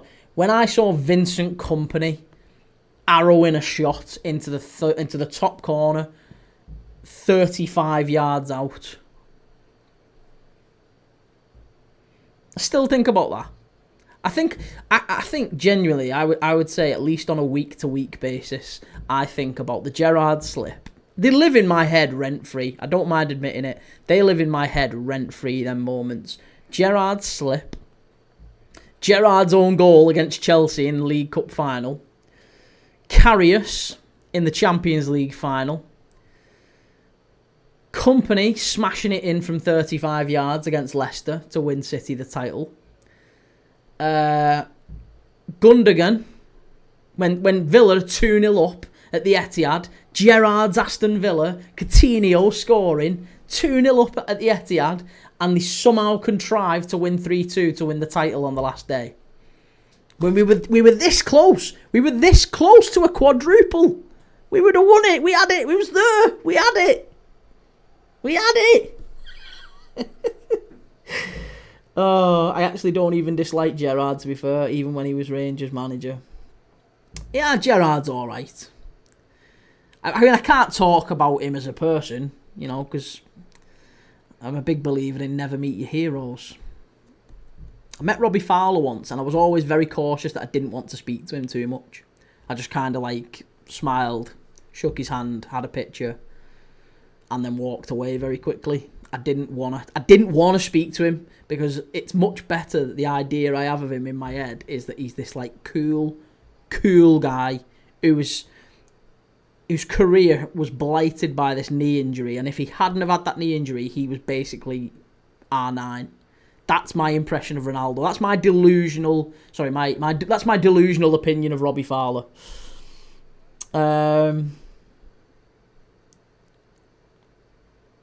Karius final was laughable. Yeah, Stones off the line. God, yeah, Stones off the line. Yeah, that one. That's the one, Edward. Where do you want your statue, Vincent Kompany?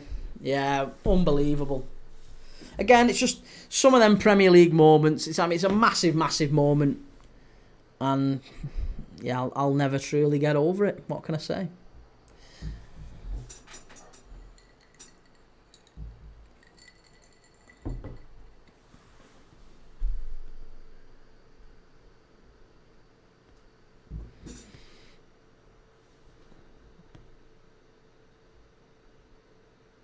Jorginho's down here clutching his chest. Well, I've got to say, up to this point, it's been an interesting day of Premier League football. As I say, we started this morning, this lunchtime, whatever, 12 o'clock. Manchester City 5, Crystal Palace 2. A game where Crystal Palace were almost 3-0 up. They had a goal ruled out for offside, which I swore was onside. But they were very close to being 3-0 up. City come back, turn it round. Unbelievable performance in the second half, and they smash him. Absolutely smash him. 5-2. Good performance by City, but I think Palace can take a lot of heart from that. You know, if you're Oliver Glasner, you're probably looking at it and going, we did all right there. We held our own. We nearly finished the half. Well, we finished the half level, but we nearly finished the half ahead. if not for a Kevin De Bruyne free kick out of nowhere and, you know, scrappy one that we should have done a bit better with. They played really well. They caused City some problems. So if it does get to the FA Cup final and Palace play City, I think they can go into that with a bit of, maybe not fear, they can go into it with an opportunity to cause problems. Then we went on to the 3 o'clocks. The 3 o'clocks today were a bit, between you and I. Only talking about this now because there's a break in play. Jorginho's just being walked down the tunnel. I don't know what's happened to him. I know he got a bit of a whack, but it's one of them. It's a Harry Kane. It's one of them where he jumps for the ball, and Harry Kane used to do that thing where he sort of leans into the player, and he goes like that, and it's not nice. That's sly. That's snaky, isn't it? Snaky. That he's trying to hurt the opposition player. Is that what Lee Judges says on AFTV, where he goes, "He's done it again, Harry Kane. He's done it again." But yeah, so the 3 o'clocks were a bit all over the place. We had Brighton 2, Leicester 2, a game where Brighton led twice through penalties, 2 penalties, and Leicester scored their first goals in over 10 or 11 hours of football. I think it might actually be more than that. I think it's nearly 13 hours of football. It's nearly 13 hours of football Leicester hadn't scored in before today, and they scored 2. So 2-2, good point for Leicester away at Brighton. Brighton will be disappointed with that, especially in the context of trying to qualify for Europe. Southampton 0, Aston Villa, I think it finished Aston Villa 3, is that right? Villa laboured through that one. It was again, they miss a penalty, they get a penalty, they miss a penalty in about the 70th, 75th minute. And it's only late on when Villa nick it. And it's a big win, actually. And then obviously Forest against Everton, which was the game we watched, the live watch-along. Forest, horrendous performance, really poor. And Everton nick it right at the very, very end. Last kick of the game, almost. So, yeah, look, it's been an odd day of Premier League football, I guess. Some surprising results. I certainly had Forest to win, Brighton to win. And I only got Villa right out of the 3 games. I also had Palace or draw in the early kick-off, so I've been wrong about pretty much every game today. This one I did have as Brentford or draw, and I'll show you the slip if you don't believe me. I had Brentford or draw, both teams to score. I did just fancy Brentford. So, we'll see. Hopefully that rides out, because I'll make a bit of cash. And now we're just looking at tomorrow's games, obviously. This year, I still believe Palace will win 2-0. Oh, yeah. I'm still sat here thinking, they're 3-0 up. They're wiping the floor with these. Callum today just shows Brentford are better than Real Madrid. There you go. You banged right. If Brentford went to the Bernabeu, would they get a point? You'd have to say, yeah, of course they would.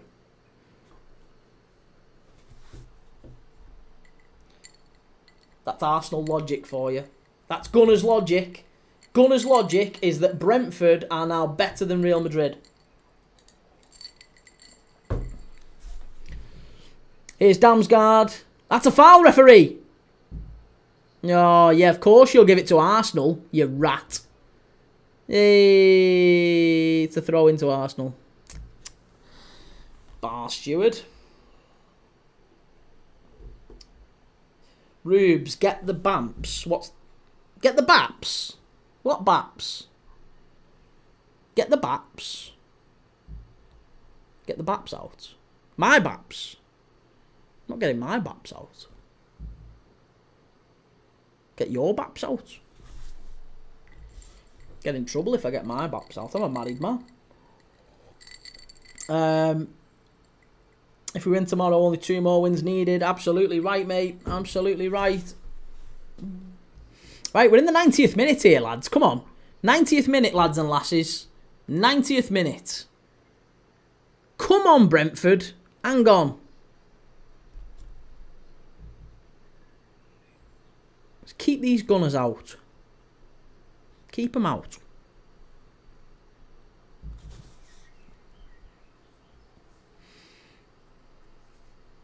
chance. See, I tell you what, Brentford are pushing for a winner here. Is that 8 minutes? Is that 8 minutes? Or is it 6? Here's Mbermo driving into the box. Ball to the far post. Chance. Oh, just over. Just over. Unlucky. Oh, let's play till Arsenal win. Yep. Right, here is... Who's this coming on? Who is it? I don't know who that is. Damsgaard's coming off. That's a big change. For Nunes. Gustavo Nunes. This basically looks like João Pedro and Richarlison's love child. Genuinely, if you put Gustavo Nunes, João Pedro and Richarlison next to each other, it literally looks like the aging, like the caveman. Like just a gradual aging. Look identical.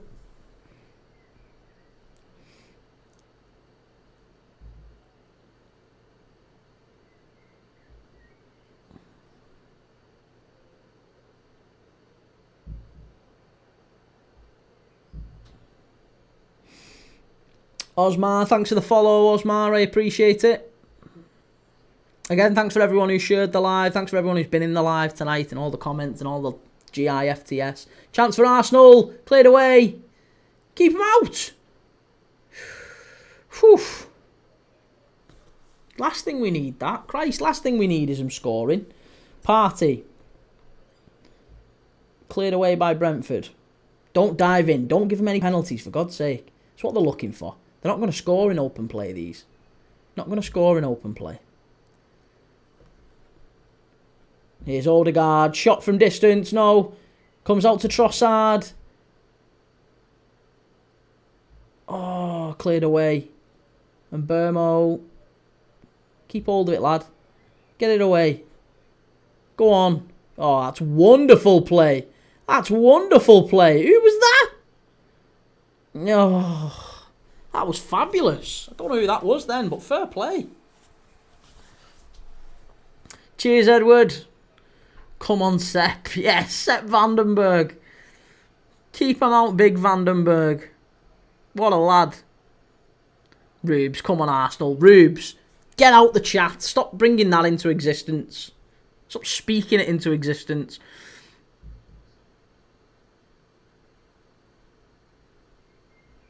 Trossard into Odegaard. Keep him out. Keep him out. He's going to go for the shot. No. Partey's going to have a shot. You can see him winding up here. You can see him going for it. He's only bothered about the shot here. Oh, it's Saka. It's not Partey. Saka. Saka. Oh, keep him out. What are you doing? Whew. Go on. Get him. Right. Don't. Just keep hold of it now. Keep hold of it. Free kick. Oh. Yellow card. Yeah, good. Slow it down, Brentford. Take your time. Just slow it down. Slate. Just chill. Edward, did you rate Carvalho we got from Fulham? He was all right. Again, you know, we've got a decent bit of cash for him. We got 30 million, was it? There or thereabouts. He's all right. It's odd to me that we now sell all right players for about 30 million quid. Like, I mean, Emile Smith-Rowe went for like 40 million quid, didn't he? What's he done? Emile Smith-Rowe is not a special player in any way, shape or form. It's just inflation in football has gone mad. Like, I still think of when someone says to me, oh yeah, we bought him for 40 million quid. My first thought, my immediate reaction is I go to Zidane. Zidane went for 40 million quid from Juventus to Real Madrid. That's the transfer that's always locked in my mind. 40 million quid. Fucking Zidane went for that. And Emile Smith-Rowe's going for it now. So, yeah, it's just odd, isn't it? It's mad. Callum the Red Welling, Collins. He's been a good player for Brentford, hasn't he, Collins? They're in down the left here. Chance. Oh, my God, that was very nearly an own goal. Whew. Again, we're into the last minute here. Bayern 2, Dortmund 2 has finished. What a game that was. LFC fan, yo, what's up, mate? What is up? We're into the last minute. We're into the last minute. Absolute last minute here.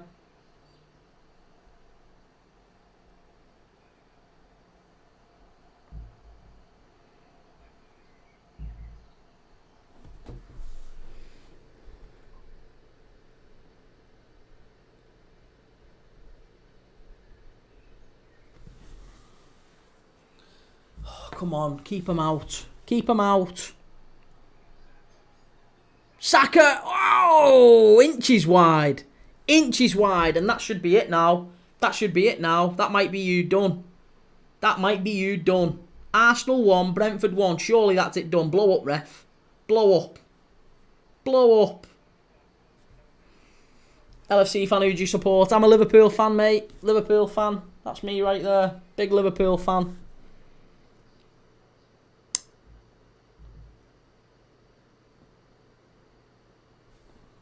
Hey, and we're all done. The ref's blown up. It's Arsenal 1, Brentford 1. What a result. What a result for Brentford, and what a result for Liverpool. What a result for Liverpool. That is it. Surely now, surely the title is done. The race is run. I can't see Arsenal coming back from this now. They're now 10 points behind Liverpool. Liverpool have a game in hand, which we will play tomorrow. 3 points tomorrow against West Ham. Liverpool would go 13 clear with just 6 games left and 18 points to play for. 13 clear with 18 to play for. We're now into the home straight, and that is a massive, massive result there. So I'll be live tomorrow for Liverpool against West Ham. Really looking forward to that one now. Feels like now we've actually got something to look forward to. Salah signed, Van Dijk signed, Arsenal drop points.